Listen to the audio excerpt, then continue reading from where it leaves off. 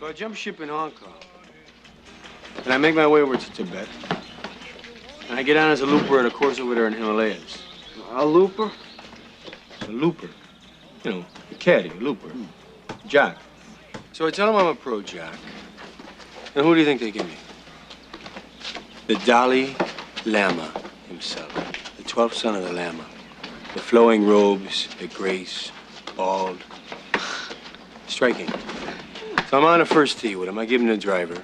He hauls off and whacks one. Big hitter, the Lama. Long.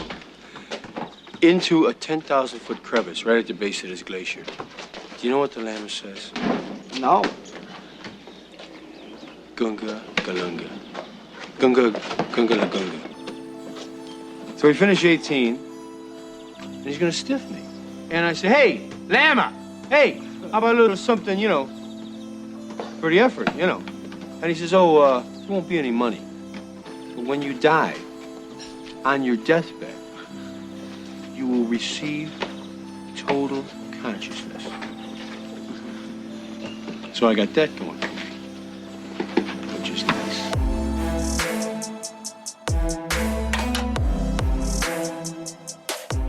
All right, everybody, welcome back to another week of Muskies on Tap. We got episode 48, bringing to you a guest from the Upper Peninsula region, and I'm sure a lot of you have probably been following him because of the giant fish that he has been catching, and even giant pike that we get into a little bit in the podcast. That is David Dykowski with Findingfish906 on Instagram. We had a great discussion there. I won't get too far into it before we introduce the other Muskies on Tap members here tonight. We also got none other than my brother, Max. How you doing tonight, Max? Good. Really enjoyed our conversation with David. Excited to get into this one here.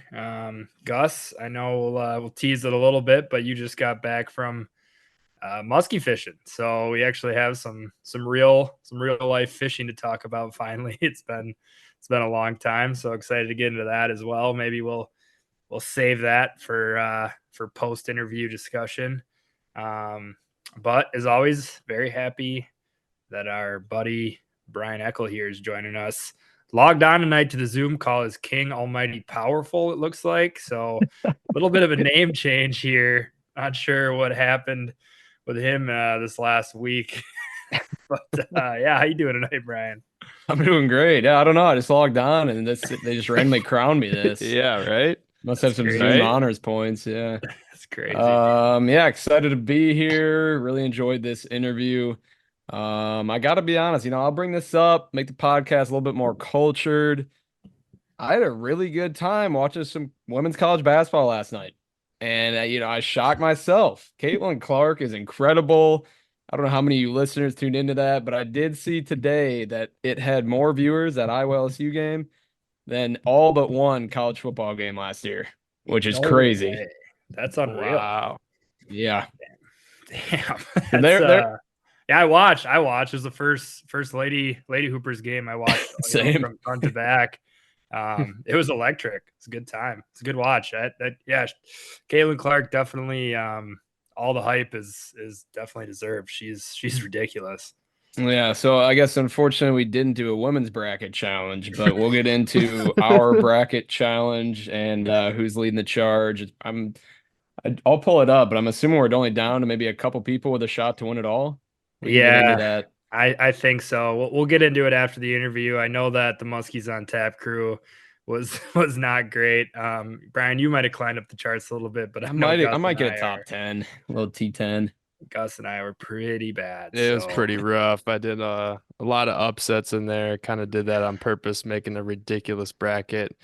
And another one of my brackets that was doing like really good. Max, you were there with me. I was in the top 3,000 in the nation after the Sweet 16, and then top 6,000, and then I fell off because UNC lost, and I think I had like 7 of the 8 correct going into the Elite 8, and then I think I got every single game wrong after that.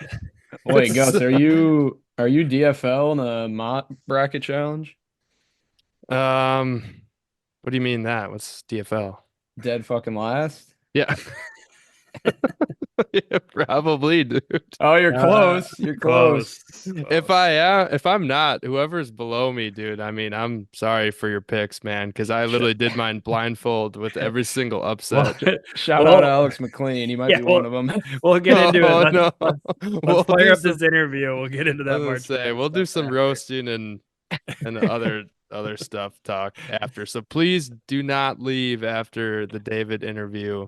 We got a lot to talk about. If you want to leave, it's all good. But yeah, stick around for some good talk. For sure. All right, let's fire that up.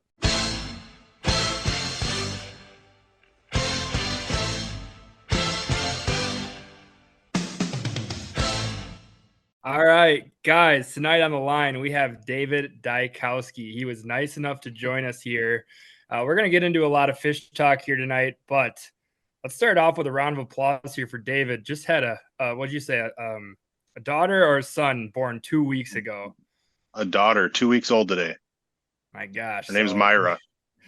Myra, congratulations on that. I cannot thank you enough for hopping on with us schmucks after being a new father. Is this the first child you've had? First one.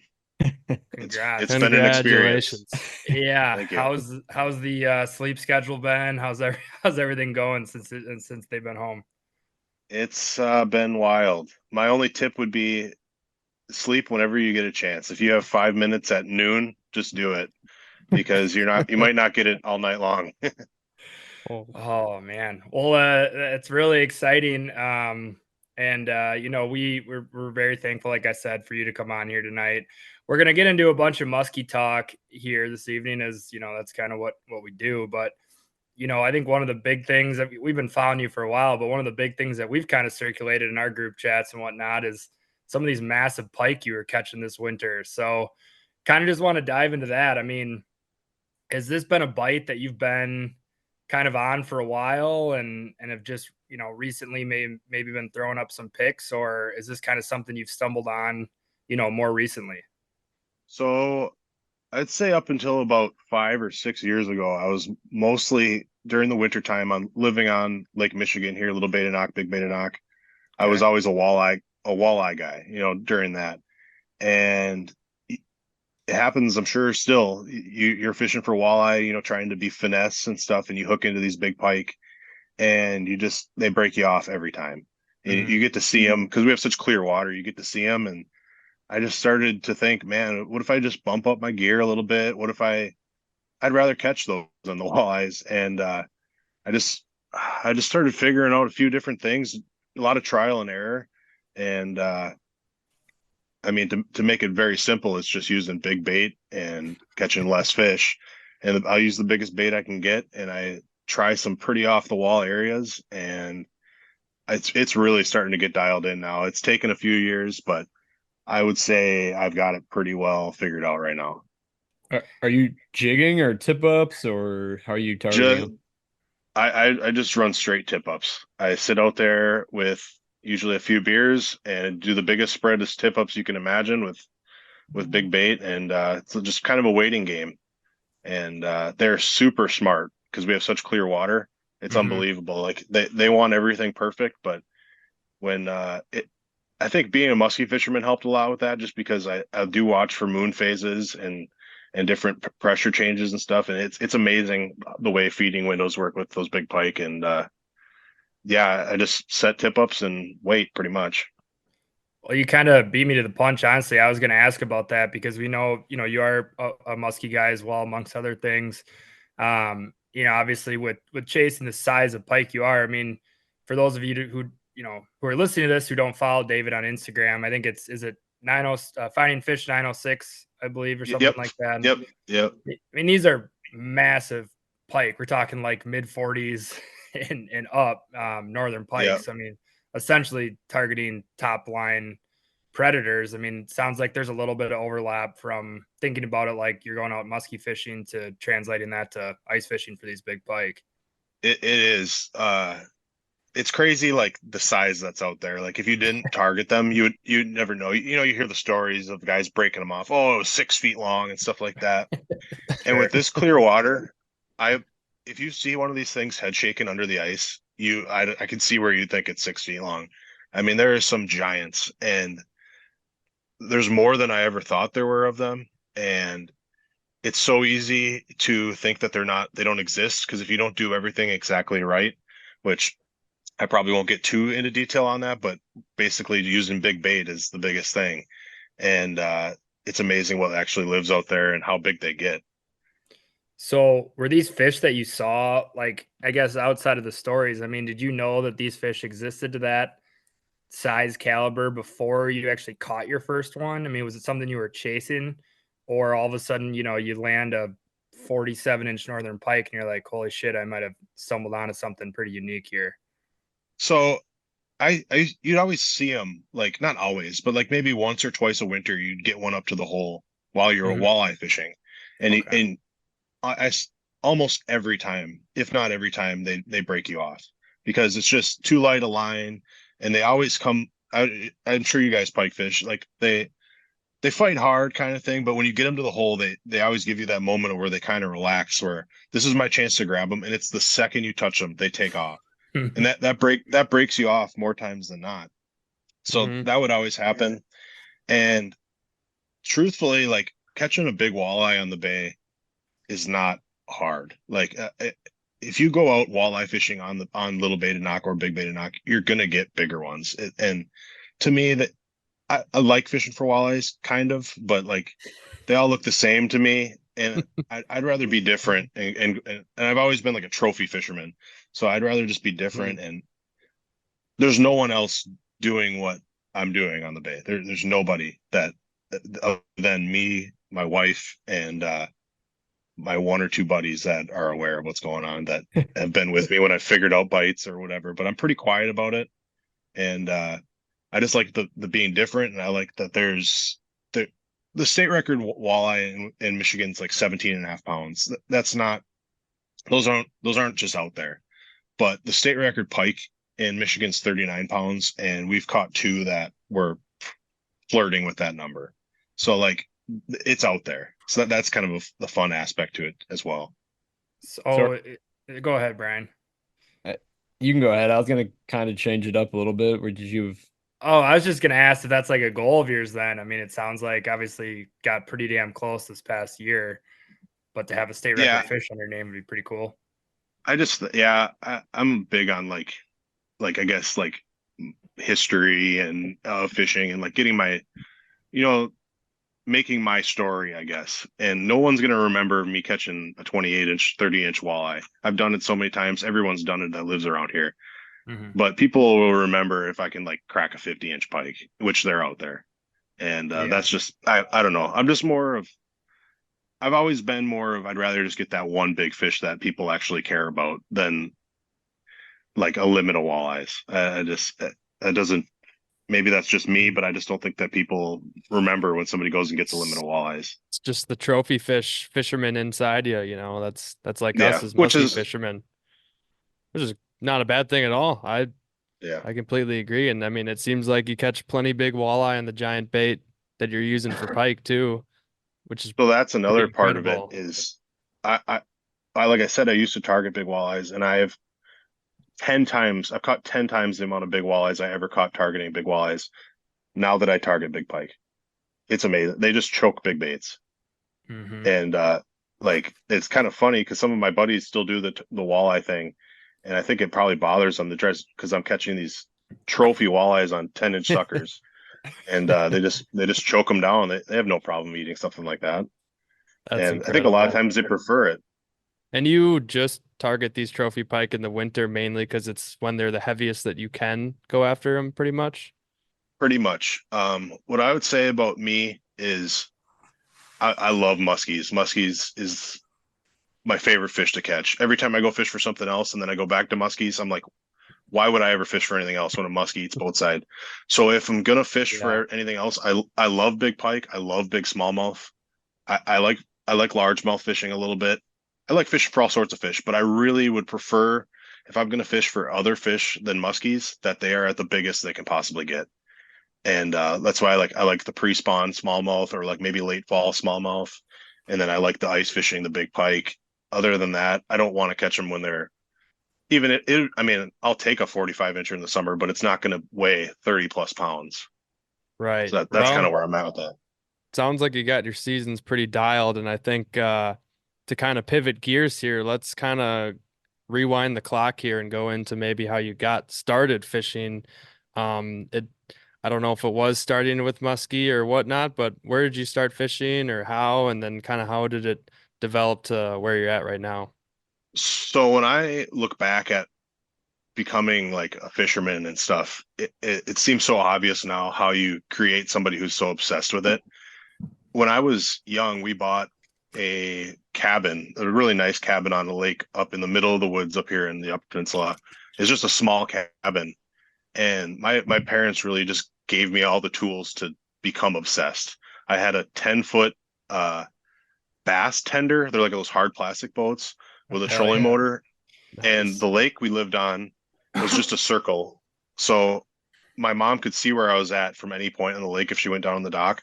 So they'd just send me out there. And I was like, I'd say 7 or 8 years old, out there all day long by myself, just learning so much about just the small things you do when you're fishing, the small adjustments. And I think that just was such a good like start for me to learn how to fish.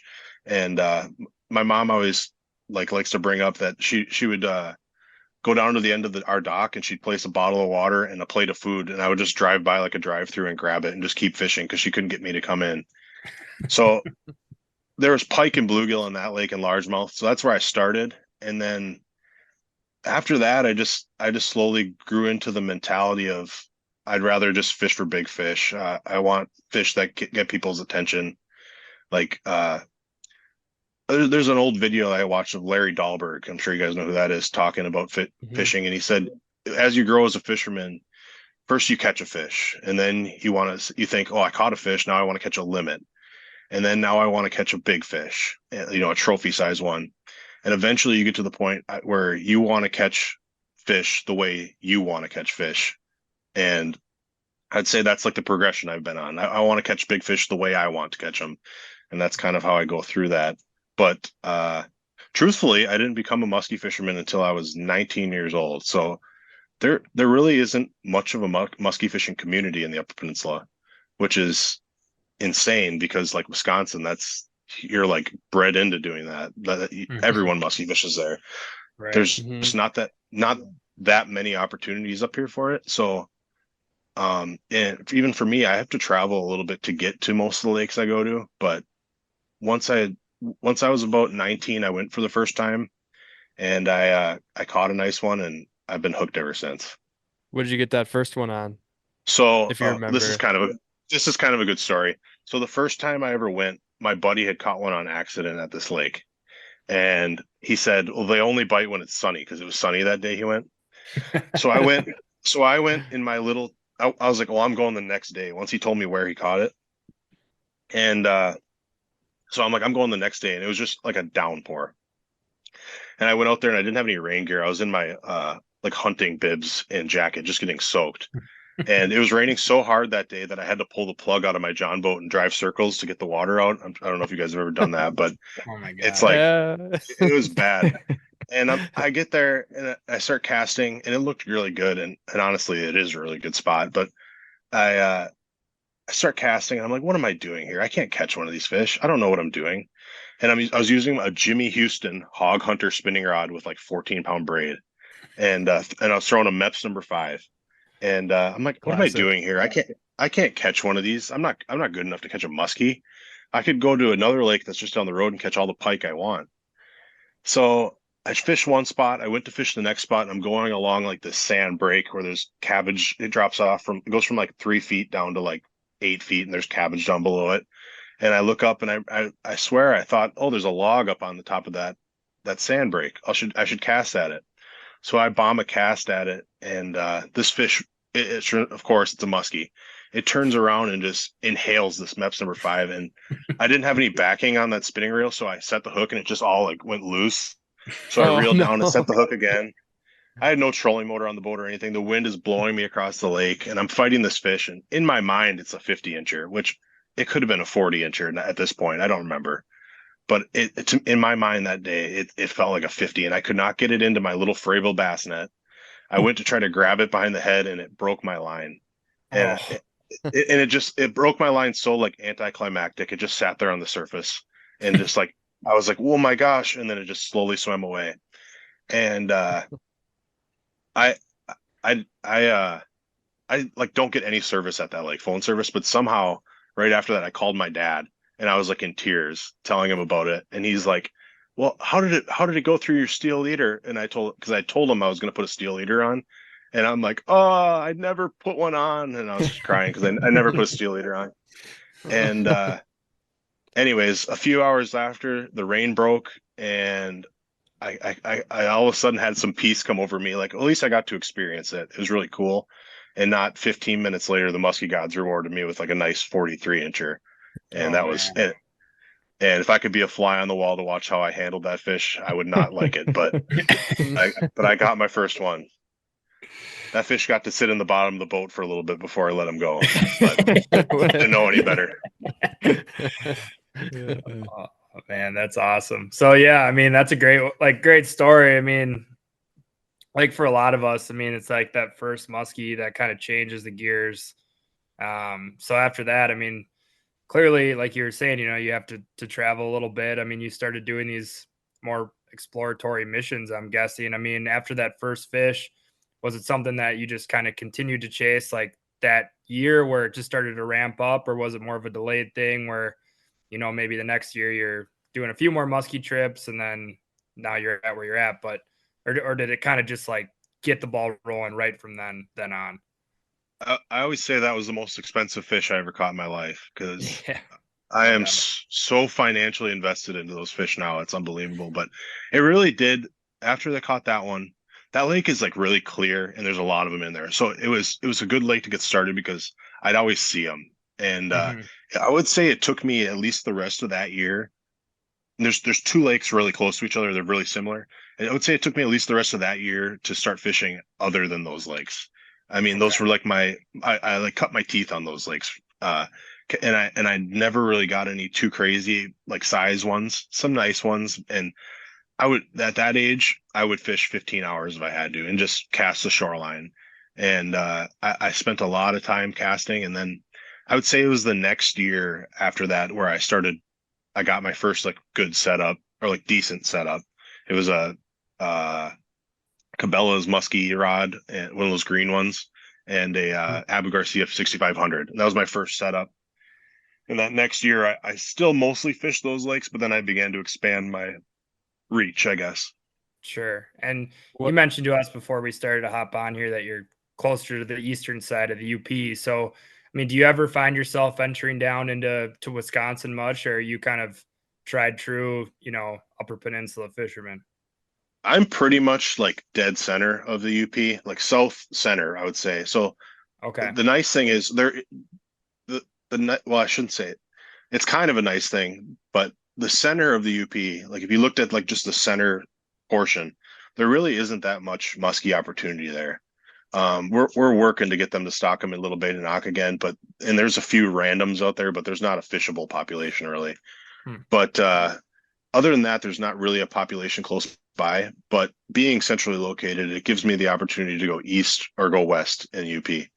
And Okay. there's pretty good opportunities on either side. So I do find myself, I would say, leaning towards. I do fish northern Wisconsin too, quite a bit. I would say I find myself leaning towards going towards those more of the border water and western UP stuff. But both directions do provide some pretty cool opportunities. I wanted to ask you about Little Bay to Knock. What's the status with it? I mean, it sounded like you said they stopped stocking it. I thought they like 10 years ago were they stocking it, or what was the deal there? It was about 10 years ago. Yeah, they were like, oh, we're gonna dump these muskies into here, and they were spotted muskies and Great Lakes strain, and they put, I want to say either 5 or 10,000. It was 5,000 a time, but I think they did it twice. And so this has been a fight I've been fighting for a while now. The local walleye club blames the DNR. The DNR blames the walleye club. I think it was the walleye club. I've met with both of them, but they shut it down basically.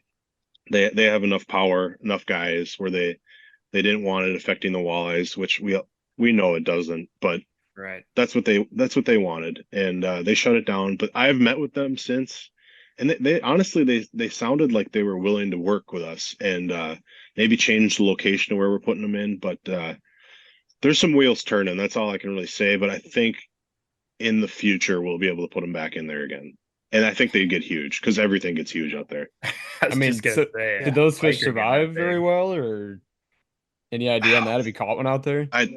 I've caught one, and but I think the ones that I've seen caught mostly, they've all been like around that low 30 mark, and I think those are fish that come from Green Bay. I don't think they're those stocked ones should be a lot bigger than that.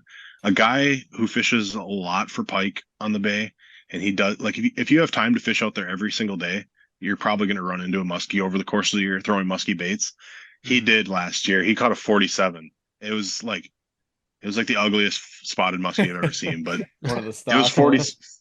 47, and I think it probably was one of those stocked ones. And That's wild.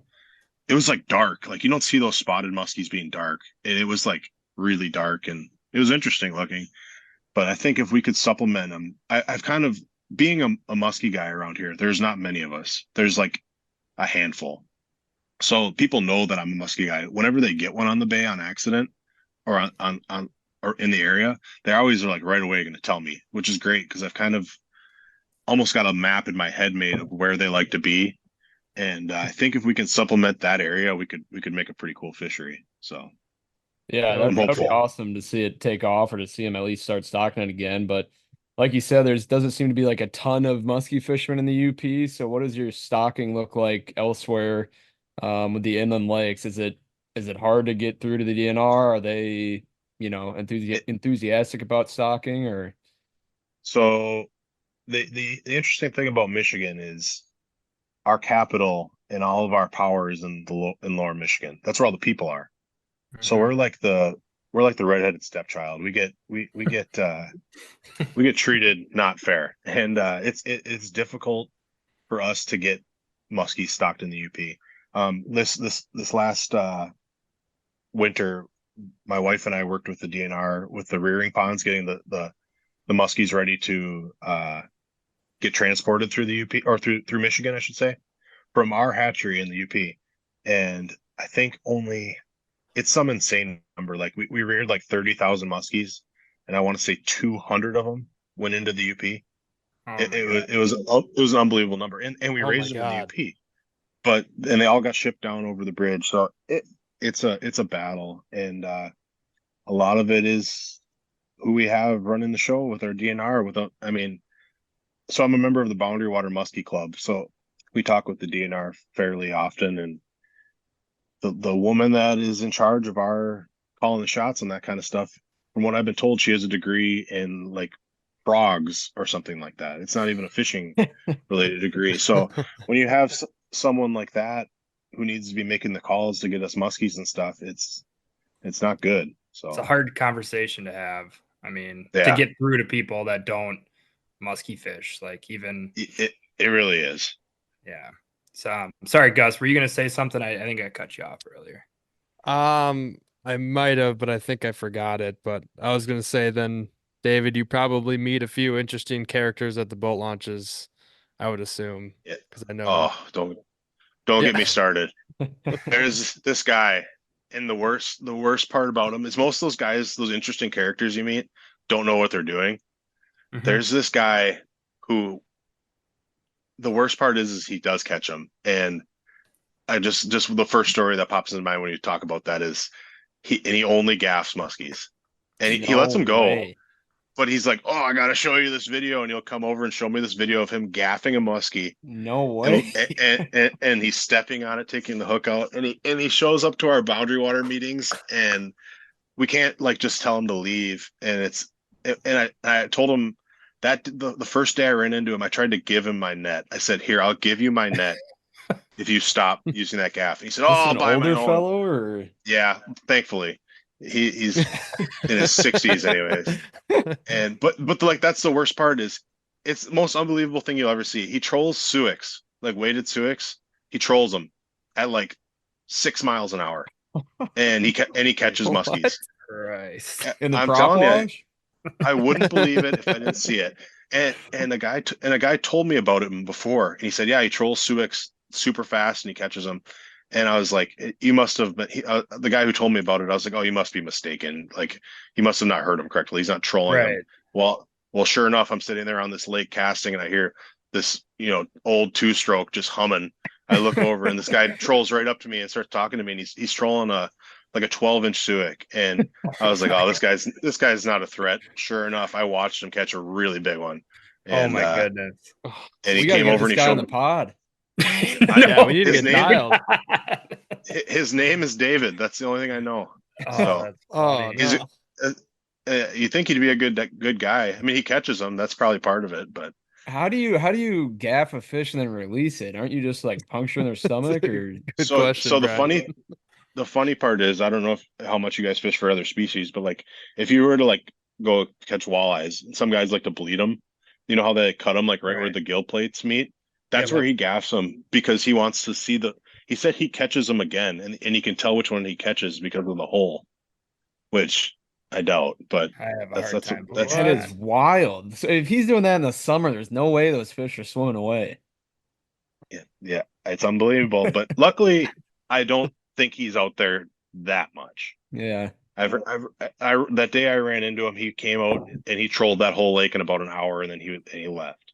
But of course, he caught one, and I had been casting for like 6 hours and I hadn't even seen one. So Oh my that's god. the way it goes. Unbelievable. So yeah, maybe you cool. should try trolling some big Suics and let me know how that works. I can't get myself to do it, but I've seen it work.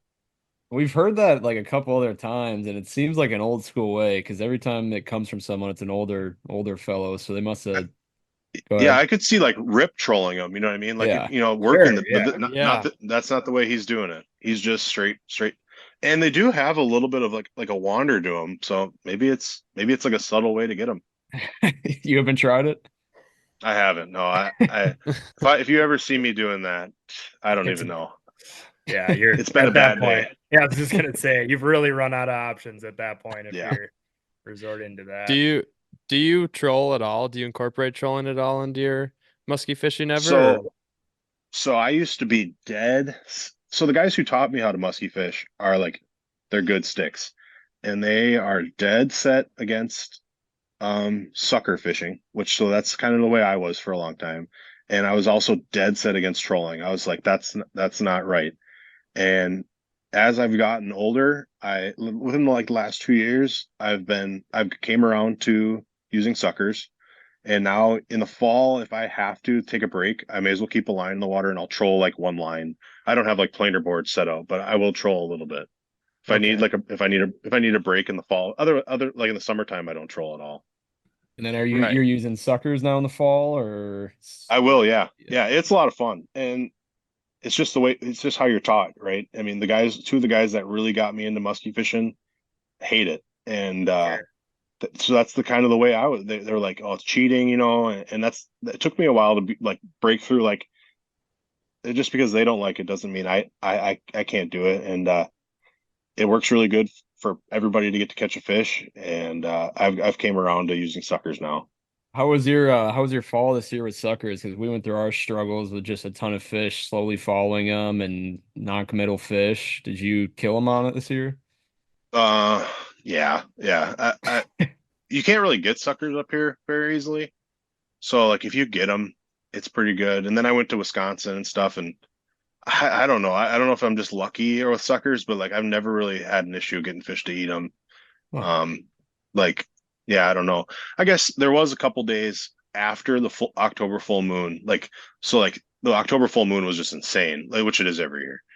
But like it was like 4 or 5 days after we had that same kind of thing where like they couldn't commit. But I kind of chalked that up to the suckers that we had for a while, and like you're like trying to like make them move because they're like dead pretty much. But it could have been just like a behavior change too from those muskies. Maybe they were being a little fussy. Yeah, that makes sense. So I guess if we're kind of getting onto some bait talk here, what is, I guess your kind of, if you had to trim down your arsenal a little bit to what you do like to throw at these UP fish? I mean, what's kind of a standard rotation for you throughout the day? I mean, call it, I know it's probably very seasonal. But say midsummer time, you're out there and you're able to put 8-9 hours on the water. I mean, are you rifling through a lot of baits, or do you kind of have a typical pattern you like to stick to? I would say midsummer. I'm mostly a bucktail guy. I love like two main kinds of bucktails. I would say I like either like the 8 and 9 combo, like something that thumps good like that with tinsel. I'm mostly a tinsel guy too. I really like tinsel. But so I like that 8-9 combo, something that really thumps. I've always been like a 7 or 8 size fluted Indiana guy. I don't think that many people throw those. I love them. I think you can really burn them. I love burning those things, and that's like a number 7 size of those on like a new lake. That's how I figure out a lot of stuff about new lakes, because it seems like the muskies really like them. You can get a lot of action on them. And then this last year, I don't know if you guys have seen those Rich Reinhardt ambush bucktails. Yeah, Like, I've seen those. The big blades. It's like a single 9, and Yeah. it's like angled. Yeah. I'm a believer in those now. They catch fish, and I ordered a couple more of those. Those were responsible for a lot of really nice fish last year for me. Do those that's pull like pretty hard? I've never thrown those before, I don't think. not too bad. But it's a single 9, and like he has the wire bent, like it's supposed to be bent. It's just like a little bit of a curve to the end, and they thump really hard. And burning 8s, they sell them on their website. That's how I got them. And yeah, I actually I always, whenever I go to the expos, I always chat with the burning 8s guys, and I bought the one last year just kind of as like I'm chatting with these guys. They're nice guys. I'm just gonna grab one and buy it. And it ended up being like my best bait last season in the summertime. So. Crazy. Did you you were at the Wisconsin Expo this year then? I didn't make it this year. That was right when my daughter was being born. So yeah, I didn't make it, which I love talking fishing, so that's kind of hard. I like spending money and talking fishing, so that's one of my favorite times of year. It's a good place to do that at. Did you make any bait purchases over the winter here that you're excited to break out over opener coming up or this year? Well, actually, my one friend went to the expo, and I had him pick up a couple more Esox Assault like spinner baits, like musky. That's one thing, like not like the inline spinner, like a big bass spinner bait, I guess. That's one thing last year I added to my game, I guess, is using those. And I found a really like good application for those in like that midsummer time frame when you're having trouble getting muskies to come up and eat bucktails coming over the top. You can slow roll those right through those tall weed beds and stuff, and it works. Those work great. So I got a couple more of those, and then I got one from Big O's Bucktails. He made me one. Let's go. That thing looks deadly. I'm actually like getting goosebumps thinking about like where I'm gonna throw it, because his are legit. I've got a lake that thing is gonna catch a giant out of, and I'm pretty excited to that's like that one bait I'm picturing myself throwing in a couple months, and I'm pretty excited about. Yeah, it's like a heavyweight spinner bait. It's pretty heavy duty. Which the size one did you get from him? The 3 ounce, so it's pretty big. Nice. Yep. And I'm gonna slow roll that thing right through this junk, and there's some giant fish in the place I'm picturing, and they love tinsel, and you hang up bucktails all the time trying to get them, and I think something like that is just gonna slay them. So you're primarily bucktail or spinnerbait year round? I mean, do you switch it up to rubber a lot or glide bait, jerk bait? What's your your backup?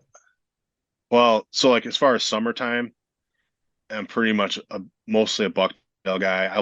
If I do fish dams every once in a while and stuff, I don't throw bucktails at those very often. I'll throw like a swimming dog, or I got some of those newer the 8-inch Poseidon they just came out with, and stuff like that. But I would say a hellhound is like my biggest backup year round. I like those a lot. They're easy to throw. I feel like Phantom usually was always like the one that I was told about when I was younger. As soon as I got my hands on a hellhound and saw how easy they were to Yeah, they're work and smooth. stuff, I just switched over to those. Then Conklin makes a very similar glide. His are good too. Mike Conklin, his have such nice paint jobs on them. So I throw those a lot. But then like once like September comes around, maybe even late August, it's hard to not have a weighted Suic on, like Suic Thriller.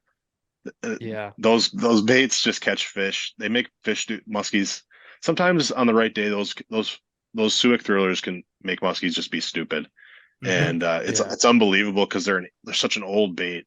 They're so dumb looking. It's a piece of wood, and you have a hard time getting one of those out of my hands. Like once October comes, and I fish twitch baits the same way too. Like I really like 8-inch grandmas, and I pull pause those, and I've got a few different pull pause baits that once it like I incorporate those more into my game as the season progresses.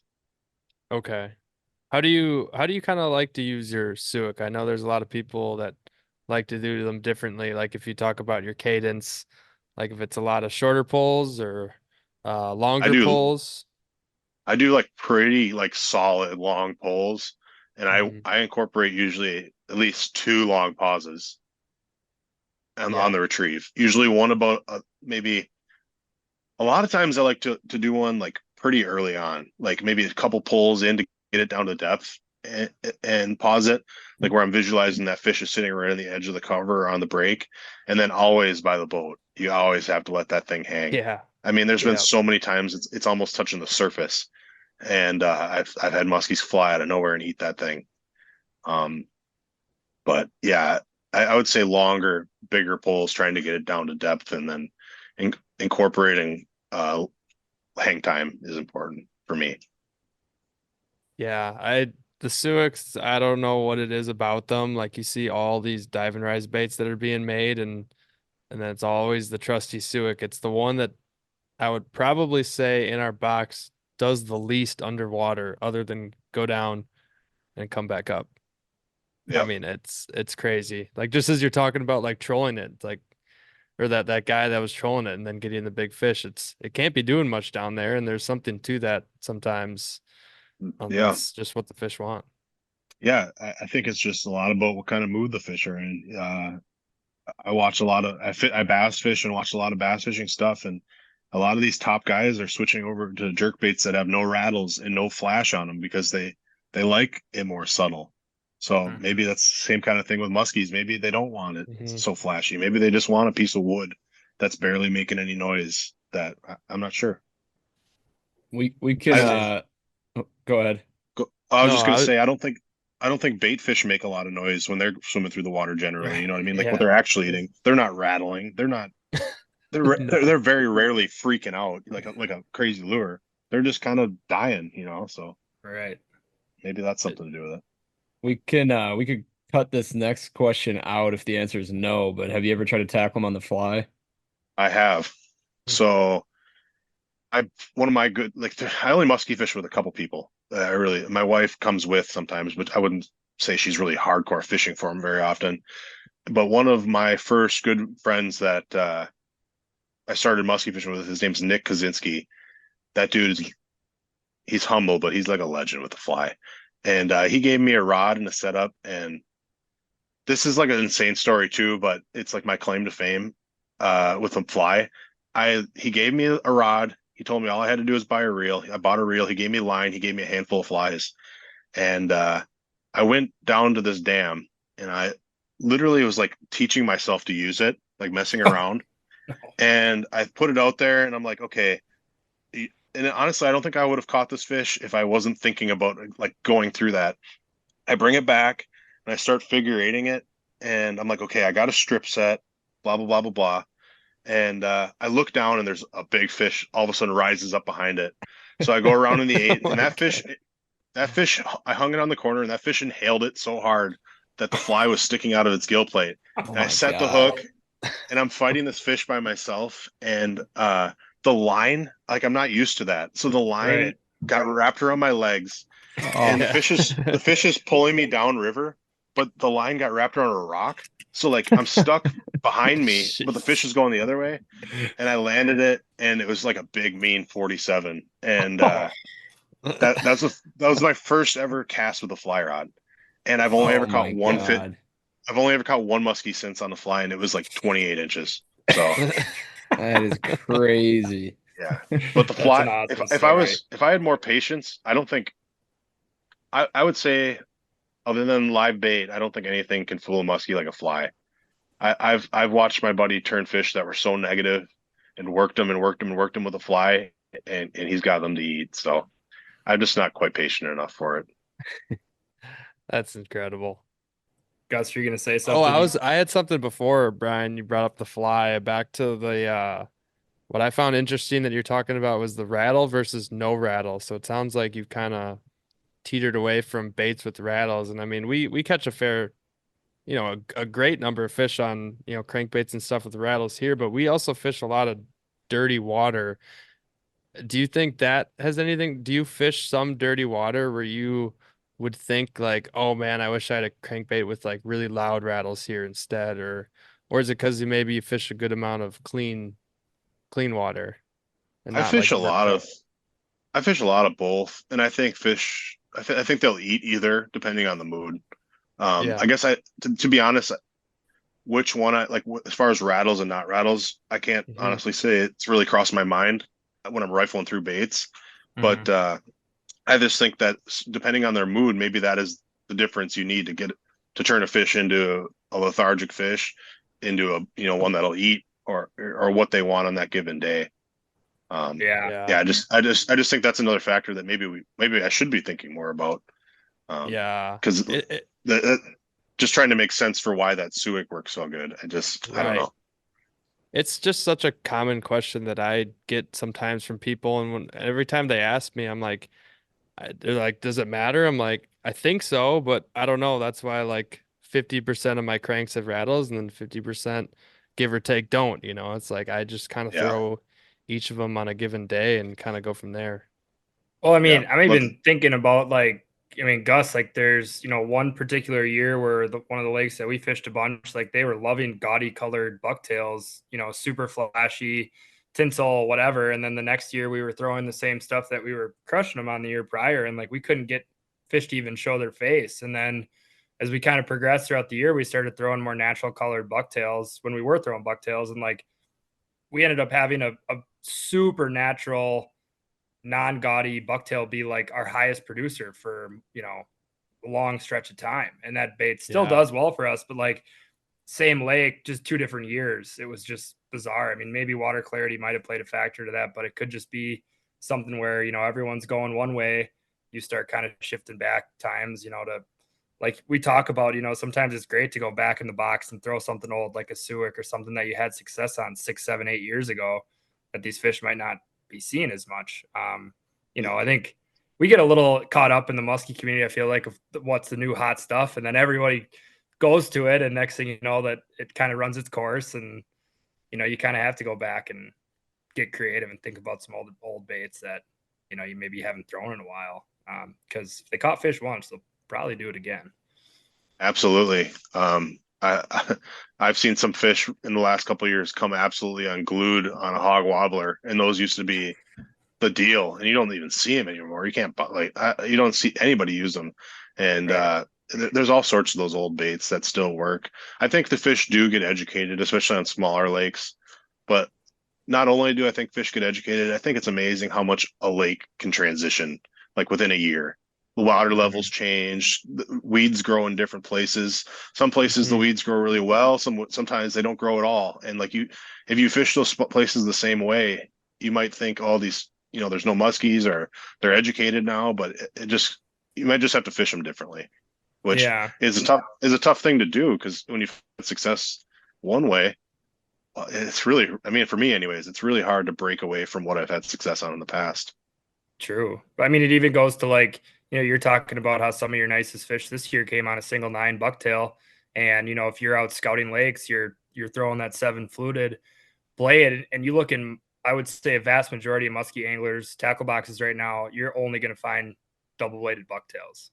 And most Yeah. people are throwing double eights, 8, 9s, what have you. So yeah, it's just interesting. I mean, it's never bad to zag when people are zigging or whatever that saying is, but Absolutely.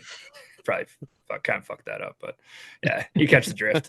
You I know I'm what you saying? mean. Yeah. Yeah, you're picking up what I'm laying down. Cool. Well, yeah. So let's get into a little bit of Wisconsin muskie talk, since I know that you did grace your presence in the northern Wisconsin area last year during the muskie battle, which I believe you and your partner took home the trophy, did really well at. So Yeah. Yes, we did. Yeah, let's kind of touch on that. So you guys came over our way. I'm assuming these were bodies of water that you hadn't fished before, or do you have some history there? I had never fished any of the 4 lakes that we fished during that. I had never been on them. So it was kind of fun. I mean, just pick, it kind of puts up, it's a lot of putting yourself against others as far as, well, it's all luck. I mean, it's not all luck. There's a lot of luck, but like as far as being able to read a lake map and stuff and dissect a new body of water, that's a fun aspect of the tournament. Yeah, absolutely. So how did you go? I guess, how did you guys kind of start breaking it down? I mean, did it start with just a lake map or looking at a lake chip and kind of picking out some areas? I don't know how long you pre-fished compared to when the actual, competition hours were or what have you. Well, so if I can, I'll just dive into the tournament here. Sure. Yeah. So me and my partner, who I fish with a lot here, he's a sheriff's deputy, and I work at the paper mill here. So we both worked the night before the first day of the tournament. So so we got off work at like 6 a.m. or whatever, and then we got our stuff together and we just headed there. But we didn't get there until like 1 or 2 in the afternoon, I think. And I had like, I don't know, a chat. My buddy Chad, he kind of just he's newer to musky fishing than I am either. So like he kind of just goes with the flow of whatever I say, and I'm pretty OCD about the way I do things. So like he's really good about just letting me call the shots, and we just do it. So I had this plan all set up for we're gonna get to this lake. The first day we had to fish on Butternut, which is the lake, the cabin we stayed at, and I had this plan, and we pulled in there. We got out there, and the entire plan went out the window. The lake looked nothing like what I thought it was going to do. And there was boats everywhere. And honestly, like we fished where I wanted to. We did end up fishing where I wanted to, but a guy had just fished it. We watched him fish it and then move off the one direction. So we just went where he just was and then started fishing the other way.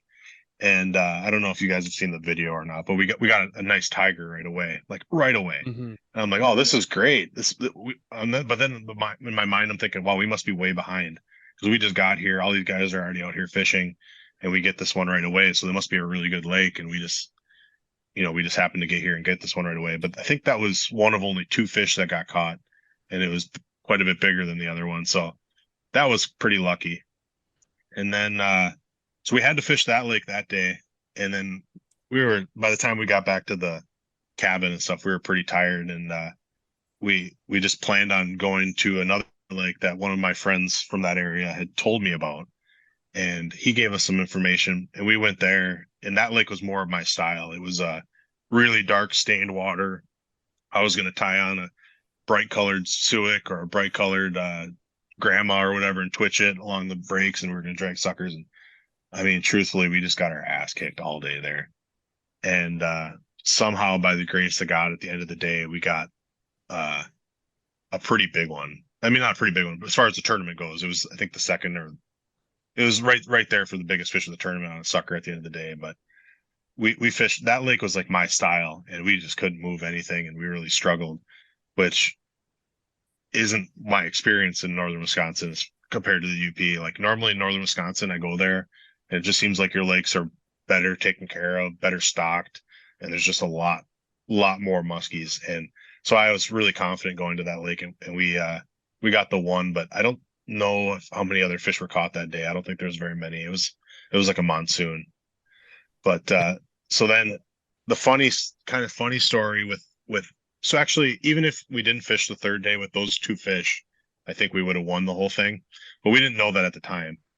And one of the kind of funny stories is it's downpouring, and one thing that Wisconsin has that no really lakes in the UP have is that lake had a bar on it.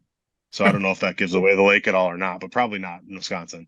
No. And Nope. around around like lunchtime. We're in a tournament. I'm usually like, I usually don't sit down. I don't eat. I don't drink. It's downpouring. I'm like, let's go to this bar and get a burger. So we go, we're sitting there just drowning our sorrows. It's just downpouring outside. We haven't caught anything.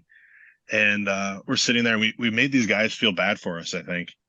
And they told us about one lake to go try that's like connected to that lake. And we did try that and we didn't catch anything there. But while we were sitting there, the guy, we were chumming with them, and talking, and they were talking about duck hunting with my buddy Chad. They both like to duck hunt. I don't duck hunt, but they're talking, and the guy goes, "Oh, you can fish any lake in this area?" And we're like, "Yeah." He's like, "Here, he's like, pull up a map on your phone." So I pull up Onyx Maps, and I'm looking.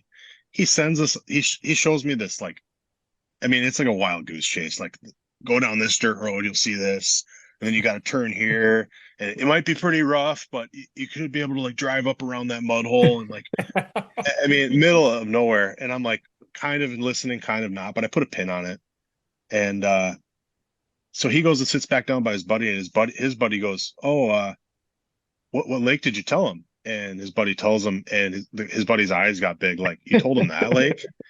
So so we went back out that afternoon. It's amazing. It's amazing what you can gather at a bar over a few beers. It is. It was a good life lesson. It really was.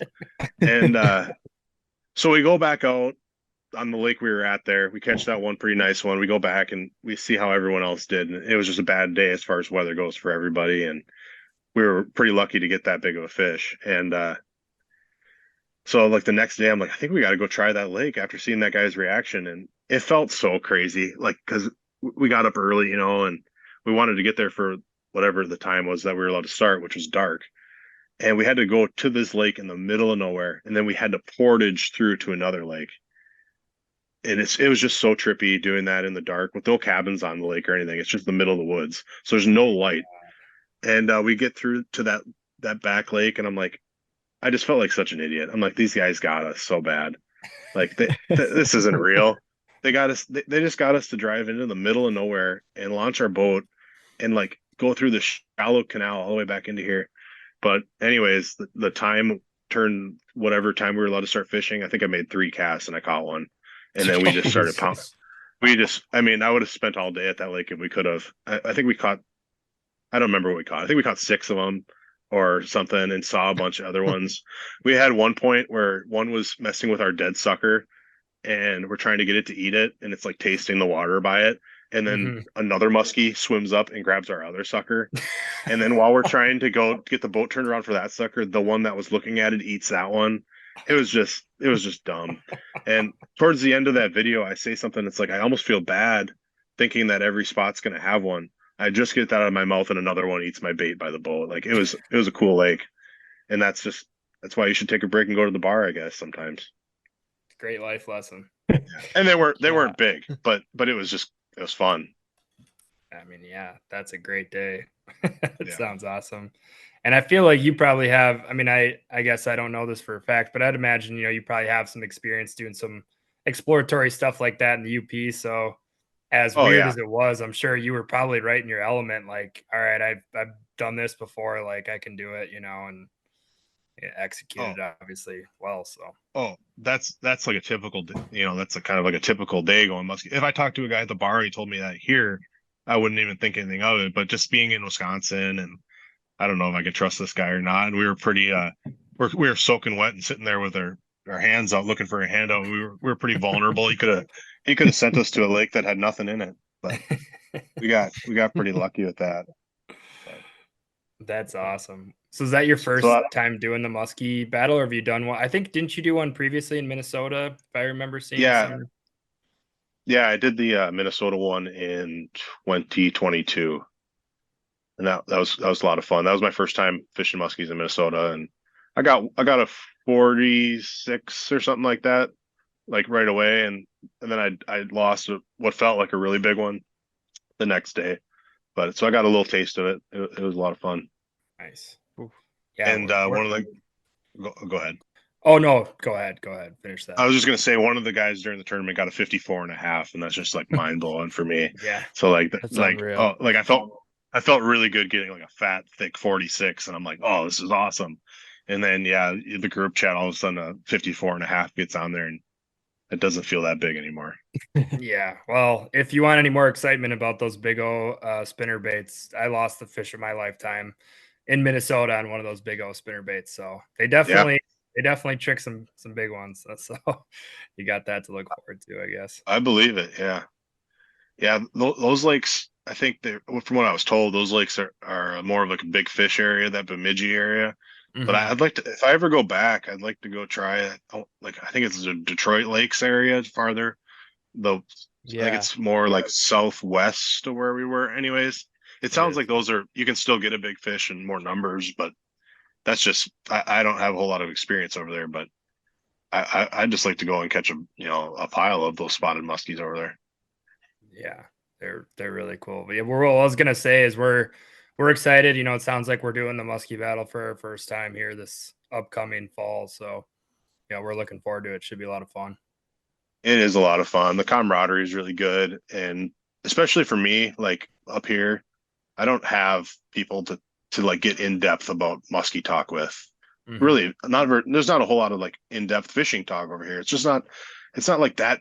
We're just far enough outside the like main fishing industry up here where it's fun to get there and like get a bunch of like-minded guys together and be able to get into in depth and still have a lot of fun, drink a few beers and eat some good food and mess with each other a little bit, all while we go and try to catch muskies. And it's a lot of fun. Yeah, I mean I think that's what makes your whole story so cool though, is because like it hasn't really been ingrained into you like it really was us, and we started going to the Eagle River area. I don't know what now, 20 years ago or whatever it was. Every bar you go into up there has a muskie plastered on the wall, and you everybody you meet has some story about muskie fishing, or maybe they're a guy that's a guides muskie. You just never know who you're going to run into up there. And yeah, it seems like the UP is still has remained this kind of uncharted, untalked about area, which, I think, again, like I said, makes your story all that more cool that you've been able to kind of get into this muskie game and have sought out people that also, do it too. And I mean, that's awesome. Yeah, that's one of the few beauties of social media, I would say, with today's fishing, because I would never have met half these guys if it weren't for social media. And there's way more negatives about it than there are positives, but at least there's that. yeah. Otherwise, you'd be fishing with gaffing David. Yeah, I'd probably be gaffing. Yeah. Yeah, I'd be out there just gaffing crowds. So I'd probably be you guys know that spearing muskies is legal in Michigan, right? I did not know that. Yeah, it's crazy how many people don't, but you can literally go ice fish and spear a muskie if you want to, and people do it. He said. And that's That's how crazy. we're like Wow. 15 years behind everyone else. Like live scope is just starting to show up here, which I'm not going to get into that, but like that's just starting to show up. And like I always lucky love in like that when sense. yeah. And I always love when people I'm like, yeah, you can spear muskies in Michigan, and they're like, no, and you can do it, and it'll never go away because they don't have the power to get rid of it, and people do it. That's crazy. There's an inland lake that I fish that is known for big fish, just pure like northern strain muskies. In Michigan, we have spotted Great Lakes strain, and we have everything else is northern strain. So like, it's not a spotted; it's just a northern strain, I guess. And just a pure northern strain muskie, and a guy speared a 55 out of one of them. And What? I saw the picture of it, and I'd be the first one to say it was a 55. I saw the picture of it, and I believe every inch of that. Wow. Crazy. Yeah, Goodness and gracious. and that's a big number to throw around, but it's an old guy holding it, like with the vertical hold right next to his body. It's huge. How old is that? How old is When what? did that Like, when did he when did catch that it? happen? Oh, Oh, you can catch it. When did he spear Spirit. shit out of it? It was like 2021. Oh, damn. Yeah, it was just a couple years ago. I can find the picture and send it to you guys if you Yeah, want. that'd be pretty cool to see. Pretty Yeah. insane. Yeah.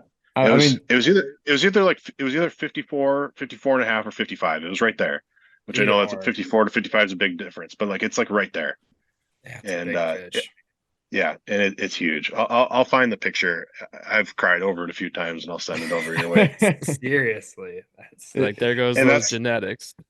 not the only one that guy's got either. oh my God. He's like an older, like a 70-year-old guy probably, and he's got more than one like that. So, I'll have and to that ask him how happens they all the time. taste. Yeah, probably good. He's probably got enough mercury in his system where he might not make it too many more years anyway. Yeah. Yeah. Well, it's a bummer that not only that's legal, but it sounds like if frickin' these guys are like halfway decent at it, that makes it even worse. Yeah, Yeah. and I will say, I think, anyways, I think it's a dying thing. I don't think that many Okay. guys are doing it anymore. I think it's I think it's mostly those really old guys, and they're starting to not be able to go as much anymore. And yeah, So I mean, between like the lackluster stocking in the UP and the inland lakes, and then you got guys gaffing them, you got guys spearing them. You must have a good amount of natural reproduction on some of those, bigger bodies of water. You guys got a lot of bigger flowages. I don't know if those are stocked or is there a lot of natural reproduction from what you've seen? I think our northern strain, the lakes that haven't really been stocked a whole lot, those fish reproduce. Since like 2013, 2014, Michigan has gone to like almost it's like 85% or 90%. They're only stocking spotted muskies now. So a lot of our inland lakes are getting spots. And then there's just a few that aren't. And I think that if we do stock northern strain, we buy them from Wisconsin. So which we don't want to do obviously very often. So we're mostly stocking spots, and those any of the lakes that they're stocking spots other than a couple, I don't think there's really any natural reproduction. Yeah. I could be wrong, but I don't think there's much. But there's definitely a few, and a few of the ones I really like are just natural, and they grow some big ones. Those we got some of those like. I mean, I don't want to have a bunch of people fleeing to making them think it's easy or anything, fleeing to the UP to try to fish because it's not. But I think there's a few lakes up here where those like freakishly huge ones that used to live in northern Wisconsin still live. And obviously there still are some around in northern Wisconsin, but there's definitely a few honey holes up here that grow some big ones. Yeah, no, I definitely could see that. Yeah, we still have our hidden gems in northern Wisconsin. They're just a little bit probably few and far between and harder to find. But I kind of have a dumb question for you, so apologize if um, this doesn't make much sense. But I mean, if I guess with how many with the stocking that does occur with the spotted muskies, we don't get a lot of that in northern Wisconsin. Have you seen a difference in their behavior compared to the northern strain at all, or is it very similar? To be honest, I haven't seen a noticeable difference anyways of Okay. anything. All right. The one, yeah, I spend a lot. I would say I spend a lot of time fishing the lakes that have just northern strain ones. I Mhm. and I spend more time fishing the lakes with northern strain opposed to the spotted ones. Maybe that's part of it, but I haven't seen a notice, and I haven't caught any real big spots up here. Well, I shouldn't say that. I caught a big one last year, but that's the only one. But yeah, I haven't noticed any crazy differences.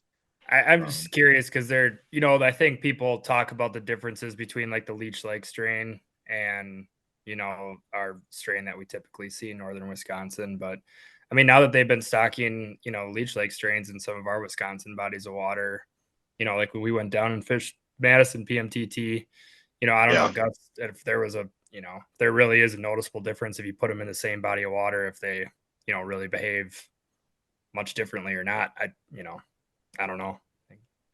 Be curious to know if somebody has an opinion on that at all or not. I mean, just be, I haven't seen anything, but as far you can't really argue science when it comes to like they get bigger oh faster, yeah, so for sure. they have to eat more.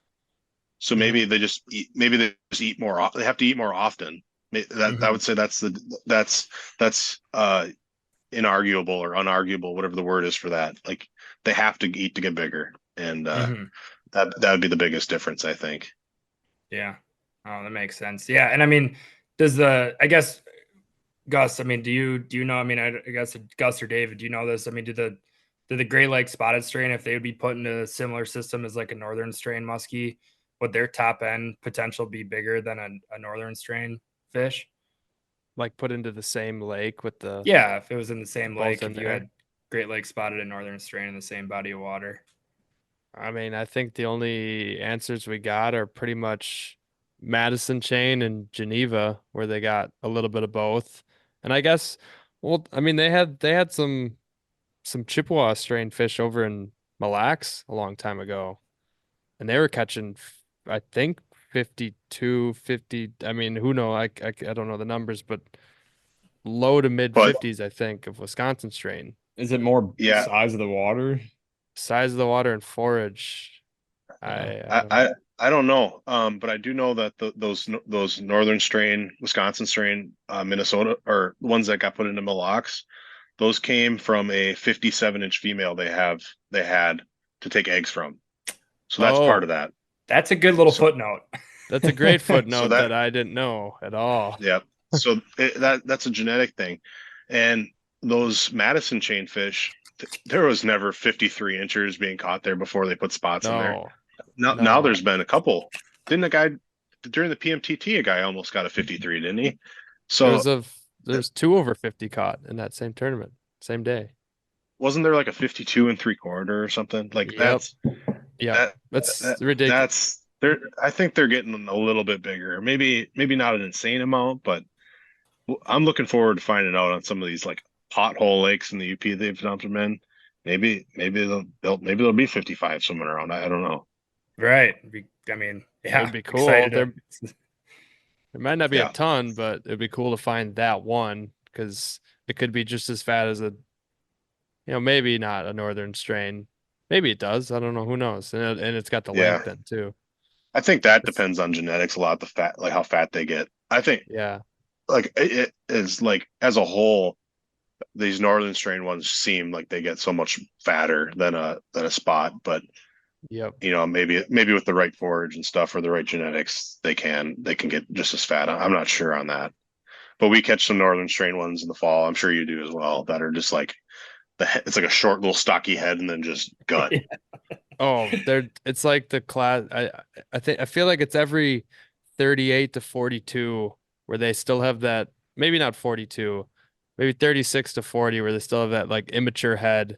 And then they're just Yeah. kind of the head it just builds immensely. That's the Yeah, classic lean, mean, green fighting machine up here.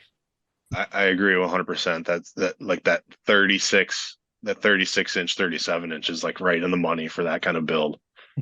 Yes.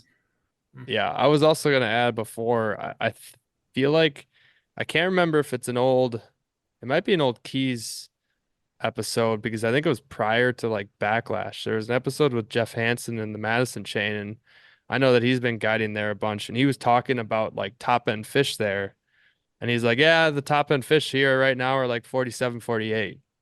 Like he wasn't talking about 50s, like they just weren't being caught. Then now it's there. Yeah, I've heard of a few like 52, 53 inchers caught out of there, and those are spots. And those fish just, I think they get that extra like 5 or 6 inches to their potential.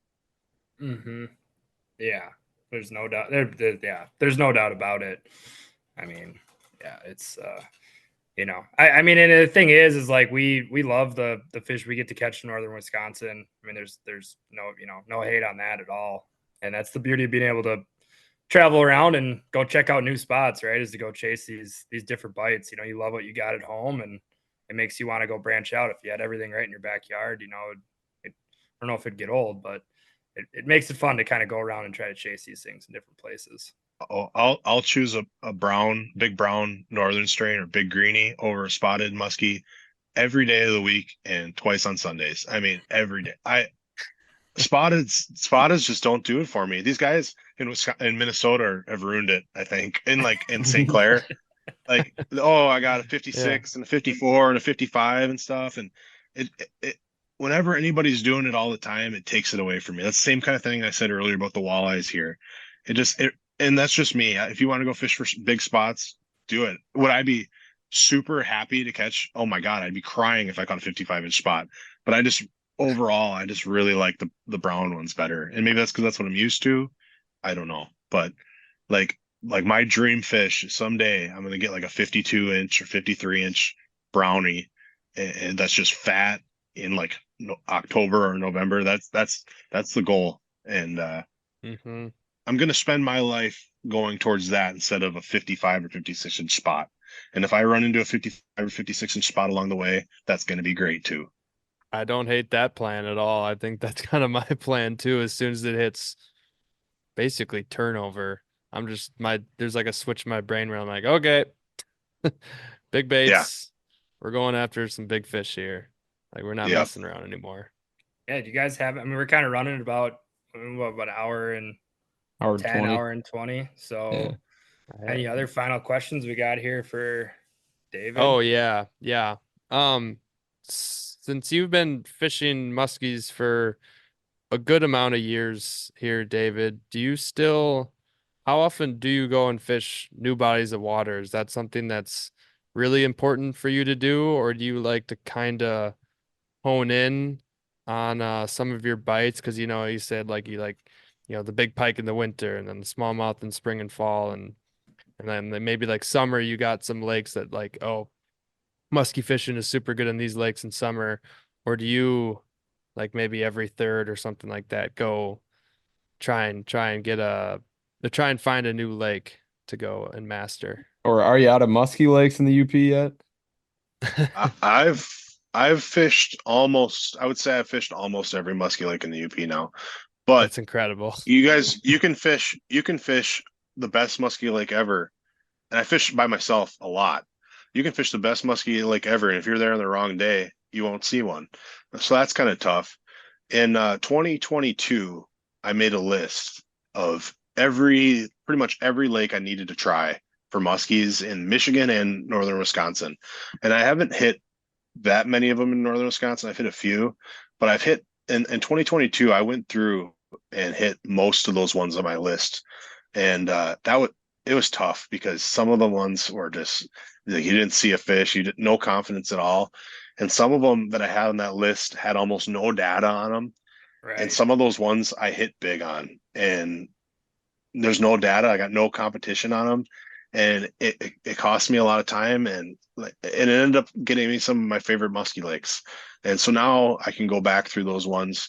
And last year, and probably with the new baby, probably not this year, I'm probably going to use my time on lakes that I know what's Hmm. going on, or at least I feel like I have a chance. But I'm sure in the future I'll make a list and I'll start doing another run of trying those lakes. I love trying new bodies of water, and I feel like that lake is out there that has several big ones that it's worth spending time on that maybe is right under my nose. I mean, yeah, that's and like even you just talking about that. I mean, especially kind of from what you're going off of, you're talking about incomplete data and not much researchable data to go to a new body of water that you're just like, all right, I'm trusting, kind of my gut, or maybe a few different reasons Especially why I would solo pick too. this. Yeah, Mm. solo, maybe a few different reasons why I picked this particular body of water. You go there, you catch a fish. I mean, that's like tried and true, like going out on a hunt per se and Yeah, getting it done. There's like no better feeling than doing something like that. no. And it just takes that once, and then you have the confidence to really break down a place like that. And Mhm. yeah, that's part of the fun for me is trying those new places and learning more and expanding my knowledge of muskies and stuff. And I I don't like letting anybody get a pin on where I'm at either. So like, if I only have a few different places, people are bound to see me going to one or figuring out where I'm at. But I have countless places. It makes it impossible really. So So that's these lakes without any data on them, are you going in blind, like not knowing if there's muskie there? so like it makes me like almost smile thinking of this one. But this guy posted a video on YouTube, like an old video. And I mean, I was at work when I was supposed to be working, but sometimes on night shift it gets pretty boring, and I just dive into these wormholes, and Oh, I'm in like trust me, I'm I've in been there. I'm in like this guy's terrible YouTube channel, and he had a video of him catching a muskie from the boat launch, standing at the boat launch, and No he's like, "Oh, way. I just got this muskie," and I'll tell you. I mean, I don't want to give up too much, but he holds it up and he drops it on the pavement, and it like flops in, and I'm like, man. I wonder where that is. And then right as the video ends, he says the name to his wife. And I go there, and as soon as I pull up to the launch, I'm like, oh, that's it's definitely that lake. Yeah. And it's like one of my favorite lakes now, and there's no data on it. It's like one of those lakes, like every point, every spot you think there should be a muskie, there is. And It's they're crazy. they're a good size. I mean, I haven't seen a 50 in there, but I've seen plenty of 42 to 45s, and it's so cool that like just stumble in the way you can just stumble into something like that. And That's it's a awesome. long drive for me to go there, but I try to go once a year, and I usually end up getting one or two out of it. Yeah, I mean, there's no better feeling. We've definitely stumbled across bodies of water just solely through Google and on Yeah. accident, like, random musky first forums from 2004 that some guy just starts talking about some lake, and like, I'll send it to Gus or whatever, and he'll go check it out. And, and it's kind of how we roll too. It's a lot of fun. It always makes for an interesting adventure. That's for sure. Yep, absolutely. And you almost have to follow up on any hearsay, like even though some of them sound insane, but you talk to a guy who says, "Oh, I had a muskie eat a walleye off my line," or Hmm. whatever, and usually it's a pike or something, but you still got to follow up on it, and just in case one of those hits home, and you have a new lake that nobody really knows about. And And that kind of stuff Yeah. probably happens up here more because the pressure is so much lower up here than it is, in Wisconsin and stuff. well, it's amazing if you ask the right questions to people, and even some of the most unassuming people will give up. I mean, those are some of the people that will give up the most golden nuggets. I mean, Gus, Oh if you yeah. remember, like I think Brian, we told you about this too, but like a guy that was driving kayaks back and forth on a river trip was talking about how his buddy came up to his cabin on Lake X, and he didn't even know there was muskies in there, and caught a bunch of big fish in like one weekend. And Oh we're like, yeah. oh shit, that's really okay. And so, just stuff like that where like the guy hadn't even fished for muskies really, and and those are great guys to talk to because they don't they don't know. So Yeah. just kind of funny Yeah. stuff like that. It's it's wild, and you can dig so deep into the internet, and like you said, those old forums. I've read like DNR surveys that like they have some of the lake surveys they have started in like the 30s, and you can Right. see how the lake changed and how they tried to do stuff, and then all of a sudden you get to the 90s or 80s or 90s, and oh, they put muskies in this lake, and there's nothing else on it, and then you go there and there ends up maybe there is still muskies there or whatever. One of the lakes I had on my list, I wasn't even going to try, and I sent my buddy, his cabin happens to be by it. And I was like, well, if you get time, I'll give you this lake that's on my list. You can go try it. So Mhm. they're trying it. He's throwing musky baits. He had his girlfriend throwing, I think, a salamander, like a bass salamander, and she caught a nice muskie on that. And it's like that's all I needed to know. That there's an extra lake I can add to. And I've still never been there, but it's an extra lake I can add to Yeah. the milk run. That's awesome. Yeah. That's just that's awesome. I mean, that's just the beauty of it, and that's what I really like about musky fishing around here is just how the opportunity, I mean, I'm and driving far away and just fishing these random places off of a hunch. Cause I mean, you probably think the same, David, on this, where like I've, I mean, I'm quite young, but I'm starting like when I hear people talk about a lake where it's notorious for big fish, or I hear a lot of people fish it, I kind of just get like immediately turned off, and it's just like, oh, I don't know. I kind of want to just go try something else. Like I don't know. It's like the negative and negative. I'm getting pushed away. I'm getting pulled more to the lakes that nobody talks about, or the lakes that are just in the middle of nowhere. Those are, you know, Or the lakes that people shit on. Yeah. You yes, know, I mean, it's the like lakes that people don't like, or maybe the lake that I didn't like last year on the first time going there, and then also I go back there the second time, and it shows face. It shows its true potential. Just as you're saying that you can't judge the lake on the first time you're there at all. You got to For give it a me, second try. it's amazing how much I'd rather be on a lake that doesn't have cabins on it. Even that's how much I don't like people, like being by people. Yeah. Even if there's no one fishing, if they're like the lakes that have no cabins and it's just quiet and there's a loon calling or whatever, and you just have the whole lake, and then I don't know, you catch a big fish and you're out there by yourself. It just makes it so much more special. Like, I mean, I know some really good spots on the Bay of Green Bay to fish, but I don't want to be casting by 16 other boats. And I don't want to be casting at a sandbar that's in the middle of the lake for I don't know. And there's huge fish out there, but I just so much rather be like, working a shoreline and big rocks sticking out and throw a suic by it and a big dark fish comes out and eats it. That's just what I search for that so much more. I like that part of musky fishing. That's a really important part to me is the being out there in the wilderness and being alone, I guess. Yeah, we didn't exactly get that here. Do you want to come over to the Eagle River chain anytime soon? I can take you out. Any given summer day. I've thought about coming there a few times, but I've always, I saw you guys. I was creeping on you guys, trying to figure out who you were before we did this podcast. I saw you guys did the because I had no idea who you guys really even were. So I saw you guys did the PMTT and did really well. And I've always, I think that's a common thing for musky guys is to think, oh, maybe I should do the PMTT. Well, they always have the Eagle River one, so I've done a little bit of research on it, thinking about jumping in on one of those there. But other than that, I haven't messed around with the Eagle River chain at all. Just looked at maps and stuff. It's where we learned how to fish, so it's always going to be, the pressure has to be insane. It's ridiculous. Yes. Yeah.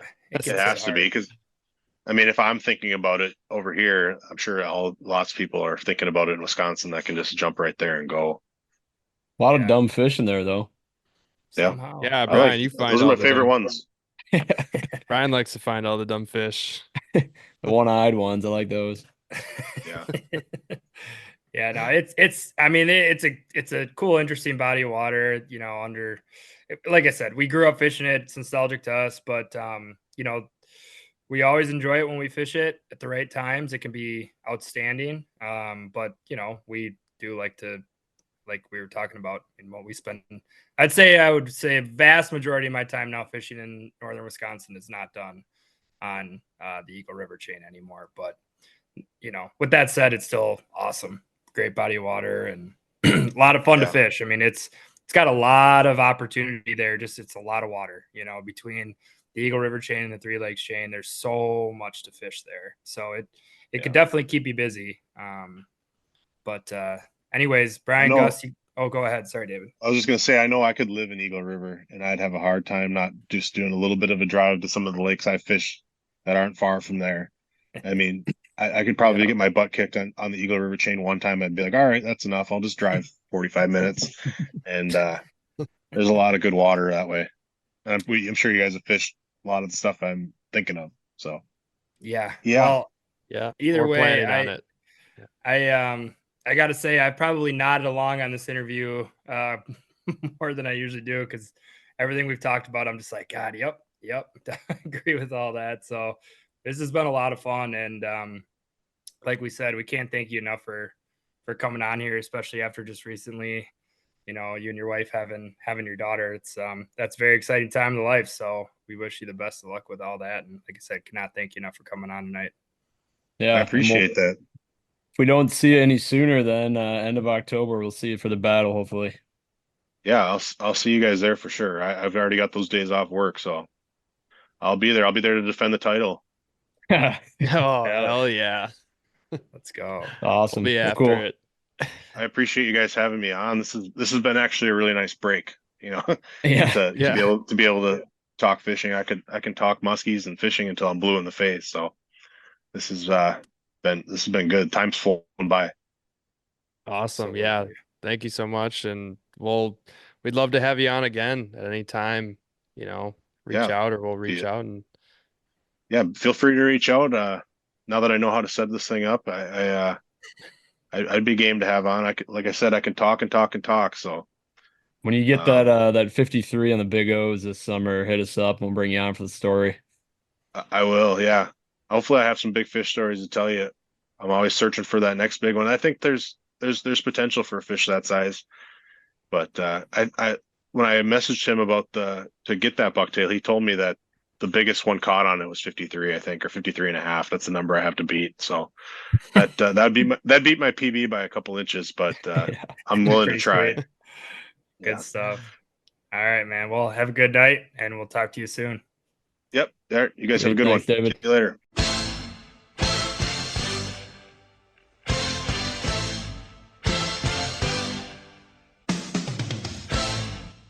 All right, guys, we cannot thank David Dykowski enough for coming on the podcast, especially with the busy life that he has right now, having a newborn, got his hands full in the house, and he took the time out of his busy schedule to talk some muskies with us.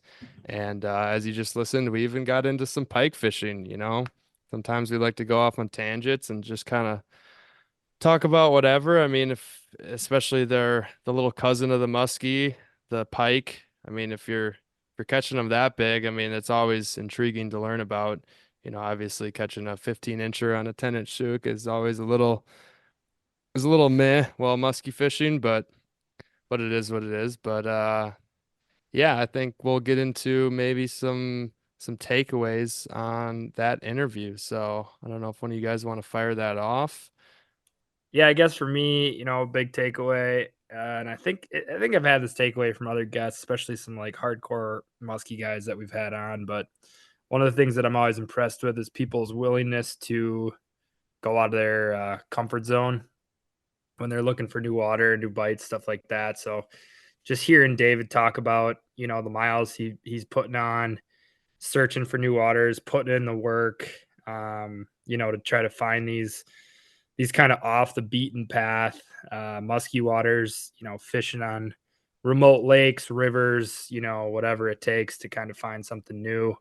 Definitely got me pretty excited for this upcoming year, where I know we're going to be doing quite a bit of exploring when we're able to get out. So yeah, I think that was, amongst many takeaways I had from that interview. I think I said it during the interview, but I was like, man, I just was nodding my head along, majority of the time. Just kind of felt like I was agreeing with a lot of the stuff he was spitting. So yeah, anyways, Brian, you or Gus, let's go to you, Gus, and let King Almighty over there keep thinking. Yeah, I don't think King Almighty's got his thoughts all gathered yet. He's just saving the best for last. But Sure. no, I think David I like his approach to just the season in general. First of all, how dialed, as we like to say, #dialed, he is into pretty much any bite going year round. So like any month of the year, it seems like he's on something. But going into the summer, I found it interesting that it sounds like he did a really good job at simplifying his like arsenal, like running a certain amount of like bucktails and spinner baits and just targeting specific structures to find active fish in the summer, and then switching right over to jerk baits as soon as the water starts to cool down. Just seemed very effective, especially since he fishes alone. He can't, if he's, sorry to throw you under the bus, Brian, but if he's pulling a brine and switching baits every 5-10 minutes, his bait's not in the water quite as much. One running solo, that can be problematic. But on the flip side, Brian, gotta love when you're switching baits all the time with the three of us, because honestly, it helps us find a bite. Who's this Brian guy you keep talking about, Gus? I just see King Almighty on my screen. For sure. King Almighty the Powerful. Oh, that's right. Sorry, Lord Pimpington. We didn't say it at all, but Max somehow changed his Zoom name to Lord Pimpington. So I don't know. I think I'm the only one with the real name in the chat, I guess. I don't know what's going on. What do you mean real name? Gus? Is that not a real name? It's not even my real name, so it's true. It's fair. All right. Let me get my takeaway here. I thought, it kind of reminded me while we were listening to him. He had said that he is a big bucktail guy. Like you said, Gus fishes solo, so he kind of has to just pick a bait and grind it for a while and try and figure out a pattern. But at the same time, I feel like all of us, over the last couple of years have kind of shied away from the bucktail when we've, explored all these small batch bait makers, all these new baits that have come out, and we've all gotten a lot of confidence with rubber and dive and rise. So especially like he said, when you're fishing these kind of untapped bodies of water with a lot less pressure, just go back to your roots with a bucktail, mix it up with bucktail sizes and blade sizes. But I mean, it's still a great bait. It's a great fish finder too, and I think you can catch on pretty quick when you're using a bucktail if they're into the speed or not, depending on the day. Mm-hmm. Yeah. Good And I point. know over the past many podcasts, we've gotten a lot of good tidbits from our guests, like David talking about single blades and the single nine, Rich's ambush, like some kind of bucktails that people maybe just don't use all that often, and that's kind of seems to be the ticket. I remember off the top of my head, I think Michael Hansen talked about it with clients using like a single eight and slow rolling it for big fish in the summer. Like that's just, it's not something that everyone does every day and talks about or thinks about. So bucktails aren't as boring as people think they are. You can do a lot of things and switch it up, and definitely a great fish finder. But Well, but not to yeah, mention that too, but like how many different variations of the bucktails like we're, starting to mess around with too. Obviously we just had it up on it's our bait of the week, the Huntsy tails. I see you're holding a Datsun blade bait over there. that's in. That's Datsun. Did Datsun. Sorry, yeah. that was my little Wisconsin accent came Boston up it. there. Yeah, I mean it. A lot of new bucktails to kind of try our hand at this year that I'm excited to put to use. I think be a lot of fun kind of playing around with those. So, all right, good takeaways, fellers. Let's get on to some actual musky chatter here, though. Gus, take it away here, man. You hit the road this past weekend. You went and visited our buddy Matt Vavrock down in Iowa. Nice enough to welcome you into his home, take you out fishing for a few days, trying to go after some pre-spawn Iowan muskies. What was your experience like? Fill us in. Well, I'll spill the beans quick in celebration here. I'm rocking a Musky Bite IPA brew from Rocky Rouge Brewing Company in Woodruff. And I'm rocking this because a muskie did bite while I was down there. Did Nice. did get one in the boat. Damn. Hey. Boated my first Iowa muskie. A nice 3-footer. Looked like with the little messed up weather we kind of had rolling off of like February and March where it was a little bit warm. There must have been a few fish down there that like pushed up to almost try and spawn for a little bit before we had that, well, when this podcast comes out, the Midwest is blasted with another storm, but the storm before that hit the whole Midwest, and it must have like put a halt because that fish had a couple scratches on it, probably from fish beating up on each other, getting ready to spawn and stuff like that. But yeah, it was good. I mean, it was definitely tough.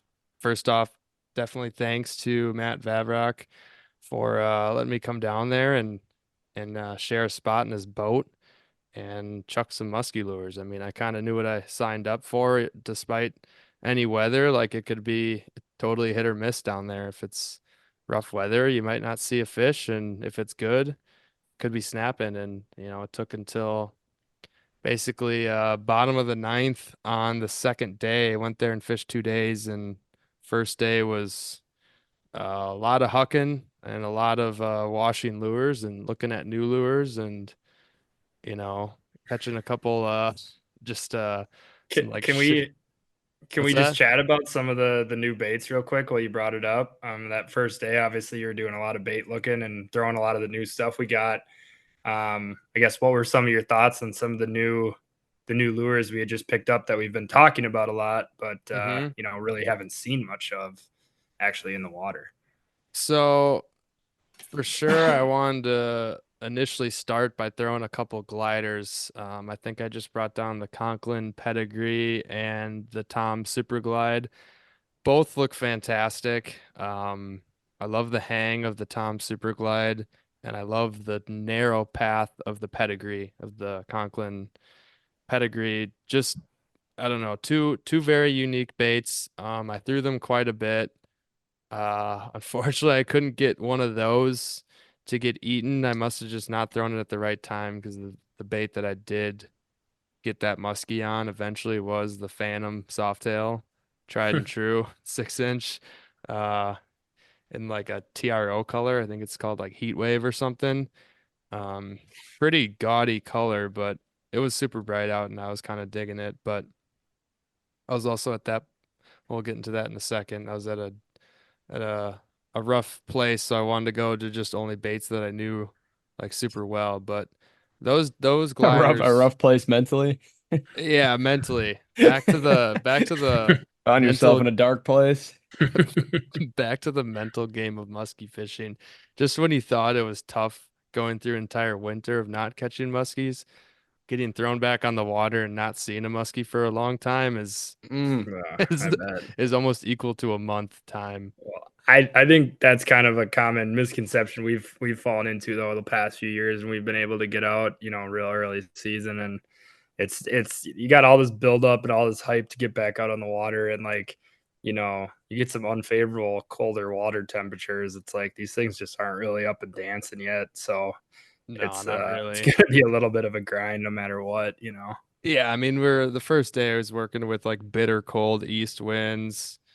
Uh, we were getting tossed around. That Iowa wind down there is no joke. I mean, the morning of day one was 34 and windy, Oof. and by the time we got out there, it's Woo. probably 38, but wind chill is probably kicking right around freezing. And so just because I ran south doesn't mean it got warmer. Um, Damn. but Praying we don't have that for the Southern opener. That would just be a little minor vibe kill. yeah, First, I would seriously. say more than a minor one, but Yeah, it's gonna be snowing As tonight. we're getting a foot of snow right now. seriously. Yeah. I let's see. I knew I for sure threw some bam bams. I threw the big one just to look at it. I didn't think it was gonna be like the right time. Looks amazing, but I threw the junior around a good bit and just assuming or hoping that something was gonna hit rubber or follow it or something. And I really was digging the action of it. I think it's gonna be much more killer when that water heats up and I can work it faster. If I was working something slower, I'd probably rather be throwing a tube with a trailer or probably working something that hangs a little bit more. I don't know. Just it after throwing the box at them and Matt was throwing a bunch and day two we hopped in Matt's buddy's boat, Barry. We were throwing so many different kinds of bait and not getting action. It felt like you had to just throw something like a glider, something to really take them out of a negative mood. But Bam Bams look phenomenal. Let's see, what else was there? How hoppy are those on a scale of 1 to 10? Scale of 1 to 10. I'll give them like an 8-7. Pretty Mm. hoppy. Where would you put like a mag dog? How much you bend in the head, I suppose it Like a depends. typical 10-degree bend. Well, I guess it depends on the Bam Bam too, because I was also playing around with the weights. Like fresh out of the box Bam Bam, maybe like a 7-7, a little bit under that. But Mm-hmm. if you start throwing on some weights, I think they can get pretty hoppy. And Mag Dog, I don't know. Let's just say also around like a 7.5, 8 Okay, hoppiness. okay. I don't know what do you got on the what would you say an upper echelon hoppy scale would be there, Brian? What kind of bait? Yeah, yeah. What kind of Well, bait have I you don't know. I thrown would that's put. I got mean, if you like bend a rag dog, you can hop it pretty well. I would put it like an 8, but I haven't seen a Bam Bam hop yet. And from what I hear with the weights, its head really nosedives. So I just envision it as being pretty erratic. Yeah, I think it can get really hoppy. I was trying with the weights too, but I wasn't throwing it very long because like, I wanted to throw something that those cold water fish were gonna eat. If I was working a Bam Bam with a heavy head on it, uh you'd have to get the world's dumbest, hottest piss and vinegar up fish in 40 some degree water temp somehow, but I didn't feel like that was going to happen. Looked great. I got to say the Bam Bams looked great. I was really hoping something was going to eat one of those, but like I said, it felt like I just had to tone it down a lot more to really get one to eat. Yeah, in So due time.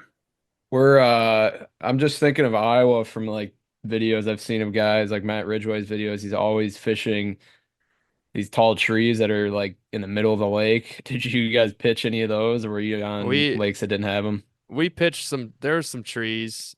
From the sounds of it, a lot of those Iowa lakes got trees. From what I learned, a lot of like flooded areas, and we pitched some trees, but man, the bait wasn't really stacked up like they kind of thought. That was another thing. I mean, you could probably get into that 2 day stretch for a long time. The bait wasn't really doing a whole lot. We weren't finding much. I don't know. I wish we could have pitched that more, but the one that I did end up getting was quite shallow.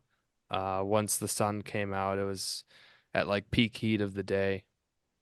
I mean, when we talked, it sounded like you were kind of saying that really over the stretch of the 48 hours that you were down there, there really felt like there was just kind of one window during the 2 days that felt Yeah. fishy, that you could even really, and in that window, it sounded like you obviously caught the one you did, and then you moved two others, and then that was about it. So, I mean, that seems to be pretty on par for even like up here, really late season or like just really tiny bite windows, and you kind of just got to wait until Yeah. that day heats up. And It so if you was see it on Northern Opener, even all the way up until late May up here, in northern Wisconsin, like some of those fish that are still in that cooler water, like a lot of them are just kind of mhm. like sleepy almost. You just I mean, seem to be in a funk.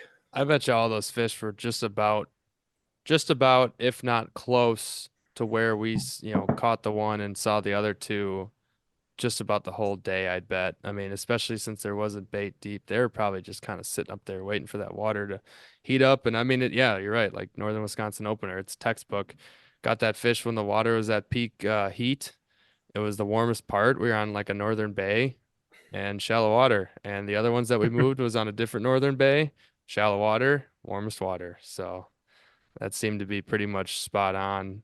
I mean, we're trying to jig a little bit too, but nothing was interacting and it was just slow. Let's just say it was very slow up until the point of that fish that ate. So Yeah. that footage will be out eventually at some point on Matt Vadrock's YouTube channel. Are you Uh, posting the pic? the pic will be out or soon to be out once that this podcast is out this week. Nice. Maybe before. I might get it Oh, out tomorrow. So well, congrats on getting the first muskie of 2024. Hopefully, first of many. But yeah, yeah, for sure. nonetheless, exciting new experience out of state. Check it off the list. All good stuff. Definitely Yeah. sounds like it's something that Brian and I should get on. Maybe try that out for next year or something like that. And sounds like you really need a good stretch of weather to get those fish kind of up and moving around a little bit better.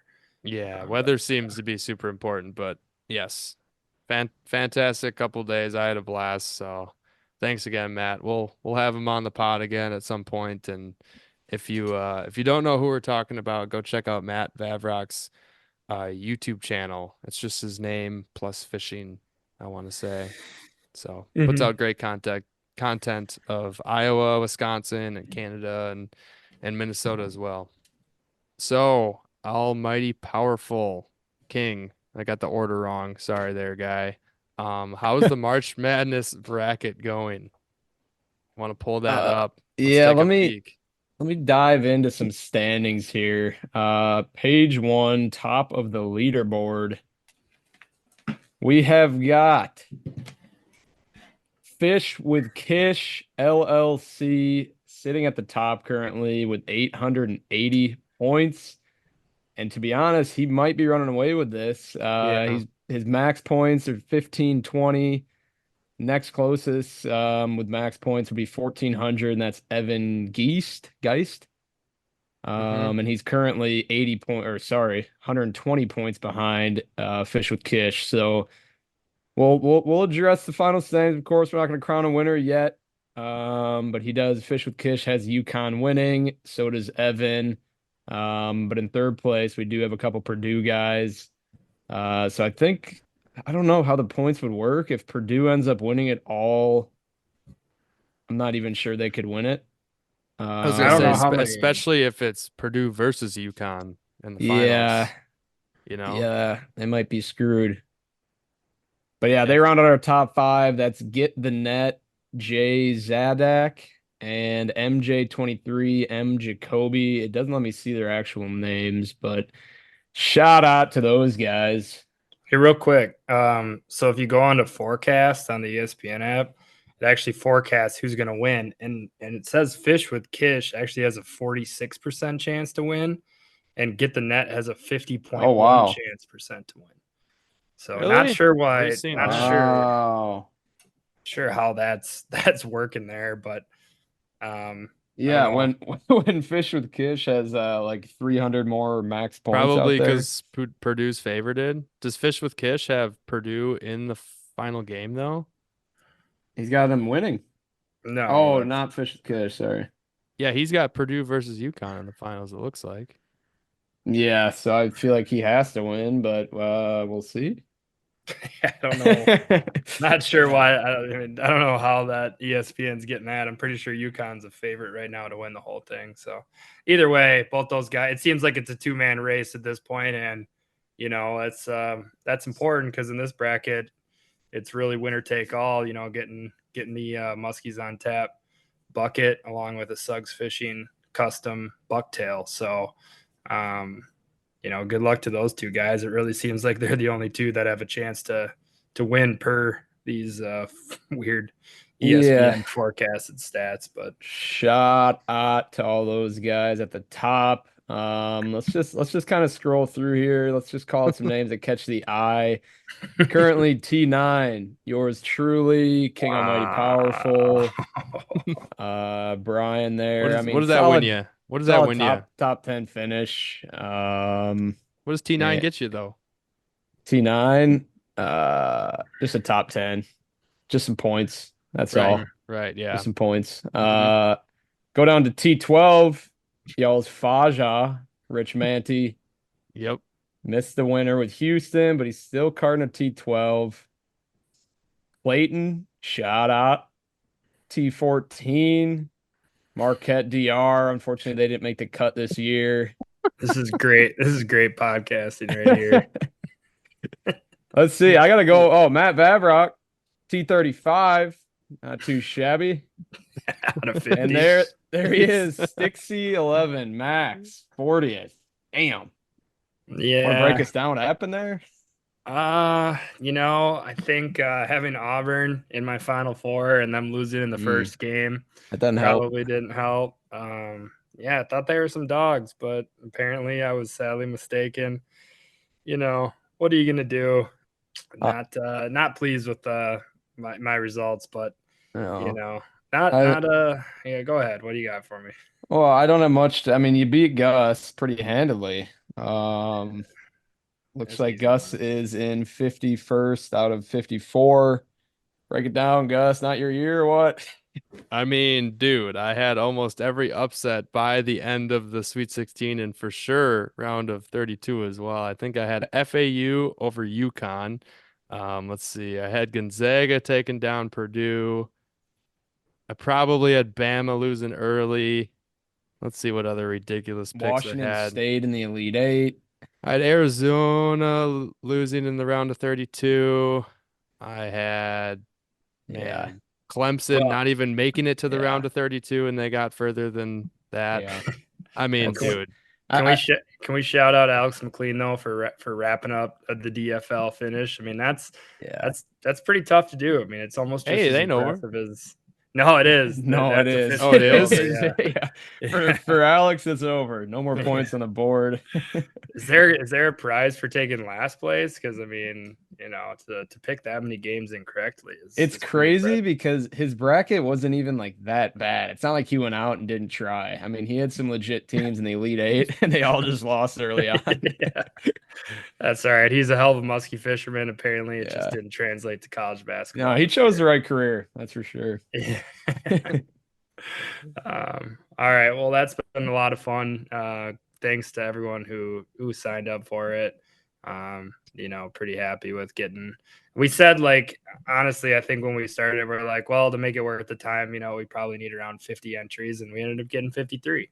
So 53 people, decided to join, and we'll definitely probably run it back next year.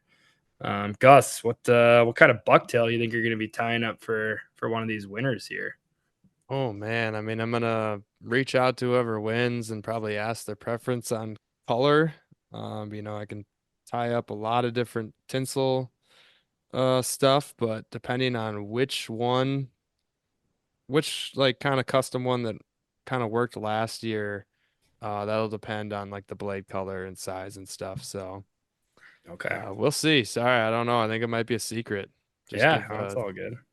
Yeah. And but yeah, thanks again for all those in the March Madness bracket. I think after this pod comes out, between the next one, we'll have the winner already announced, because if I'm not mistaken, this coming Monday night is the championship game. Yeah. Is that right? Right. Yep. All right. That's cool. And we are another week closer to musky season for Wisconsin. We'll be out on Southern Opener, and obviously Northern Opener isn't until, man, just under 2 months. That still seems so far away, but yeah, that's rough.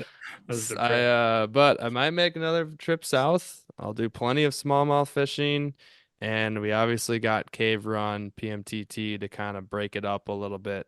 So with all that, I think it'll go just as fast as we really think it will. So I'm really, really pumped. But yeah, this part of the year always kind of starts to fly by.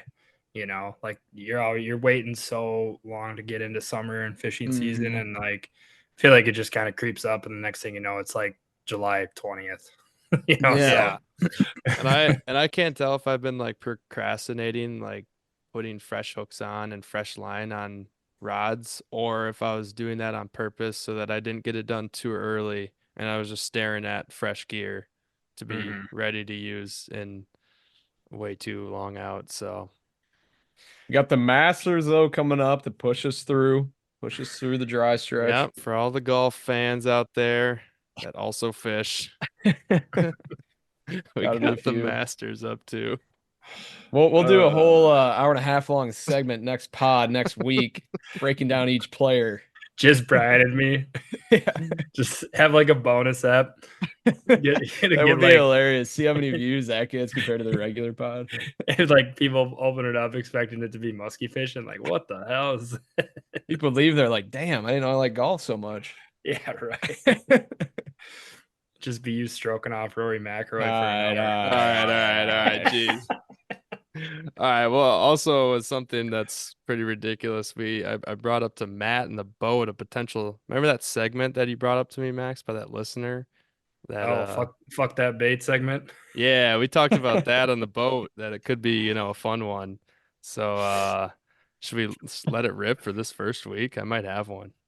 Yeah, I mean we can. I'm a little hesitant. I don't want to get into anybody's bad graces here in the bait industry. Plus, I think our little quad dog riff there, should have come with some asterisks of, yeah, we have not thrown this yet. So we will be actually giving a quad dog review once we get it in the water and fish it. I think like I was DMing with a listener, and I just said, I think it was a little bit more to do with the amount of bells too hard we had that night more than anything else. So. I was going to say, yeah, we were just kind of hating on almost everything, it felt like. It's just, but yeah, let's do it. Let's do one. Fuck it. Why not? Yeah. I mean, it's obviously, we're not going to just hate on shit. I mean, we don't want to get into the bad graces of bait makers, but I'll just lay it out here. Did a lot of hucking, a lot of new baits, had those fantastic, awesome new glide baits, and that fish ate a freaking 6-inch Phantom soft-tail. Fuck that bait. Fuck that bait. I love it though. Catcher, though. I love it though. Fish catcher. That's what I wanted to say when you were texting us what you caught it on. I was like, fuck a Phantom. Also, fuck you for throwing that after you just bought all these new glides. Dude, I came to a point. So at that point, we didn't see a fish for like 14, 15 hours. and I rigged up on my rods a Phantom because that's the glide bait that I've thrown and caught fish on. And then the other rod, I think I was switching between like just a tube because that's a go-to and a confidence bait, and then like I think like a crane or a grandma, some other shallow twitch bait. Like I was narrowing it down to 3 baits because I'm like, all right, I've thrown all the new stuff. If we are going to catch one, hopefully last minute, I need to throw something that I have a lot of confidence in.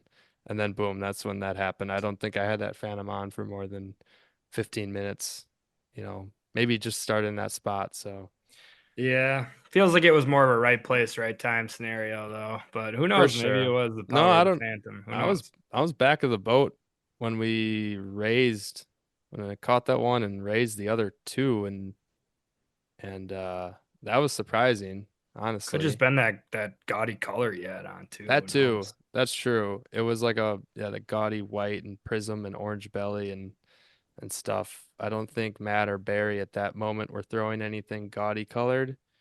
And I usually honestly don't throw gaudy colors, so fuck that color too. That I mean, I'm did just catch you a kidding. fish though. Yeah, I know, it's all love and it's all love. That's why So that's probably why we can't do this segment very often. yeah, I think we'll just if we're having issues with one, maybe we'll just bring it up if something pops up, because yeah, I mean, there's definitely some applications for that segment throughout the year. If you lose a bit, lose some fish a few times maybe on a Oh, I certain might have bait a or few of something like those. that. Yeah. I'm sure you Oh will, yeah, dog. no doubt about that. I mean, I mean, that'll be a weekly segment then if we're just talking about baits that you lose fish on. Oh, talking about baits that just piss me off. Baits that get hung up every third cast. That shit really gets me. Yeah. Yeah, nice yeah. little deuce of balls to start the year. It's always a lot of fun. Hey, we got saved for a different segment. All right, Yeah. all right, all right, all right. And we'll see how I'm feeling on the editing on if I want to bleep any of those out or just let it roll. It's probably gonna be letting it roll. Yeah, it's a new segment. Well, No one listens. It's all good. That's true. We at the end. All right, Brian. Thank you all for listening to another week of Muskies on Tap, and we're back to our regular scheduled program. I hope those who listened last week, I know a lot of you probably already have heard it, but for the new listeners, we thought that was a good one to kind of bring to you on the upbringing of Team Rhino Outdoors and how that got started. But yeah, I think that's all I got. So if anybody else has anything, otherwise, Brian, take us away. Real quick, give us a follow on the Muskies on Tap Instagram page if you haven't Oh, yeah. haven't done that yet. Follow Gus. Give out your socials, and pretty excited. I mean, hopefully we're gonna have some good interviews lined up here for the month of April.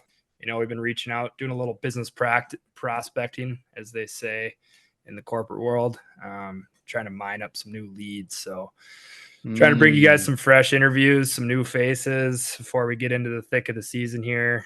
But yeah, other than that, give us a follow, leave a review, tell a friend about the pod, whatever you want to do.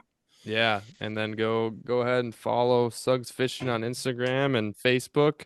Add me as a friend, Gus Manty, and shoot me a message if you want to get out musky fishing this year up in the Eagle River area of Eielson and Nida County. Let's go catch some fish. So looking forward to that. And yeah, I think that's it. So Brian, you want to take us away? all right, everybody. Thank you for listening to another episode of Muskies on Tap. Shout out to David Dykowski for coming on, being very gracious with his time as a new father.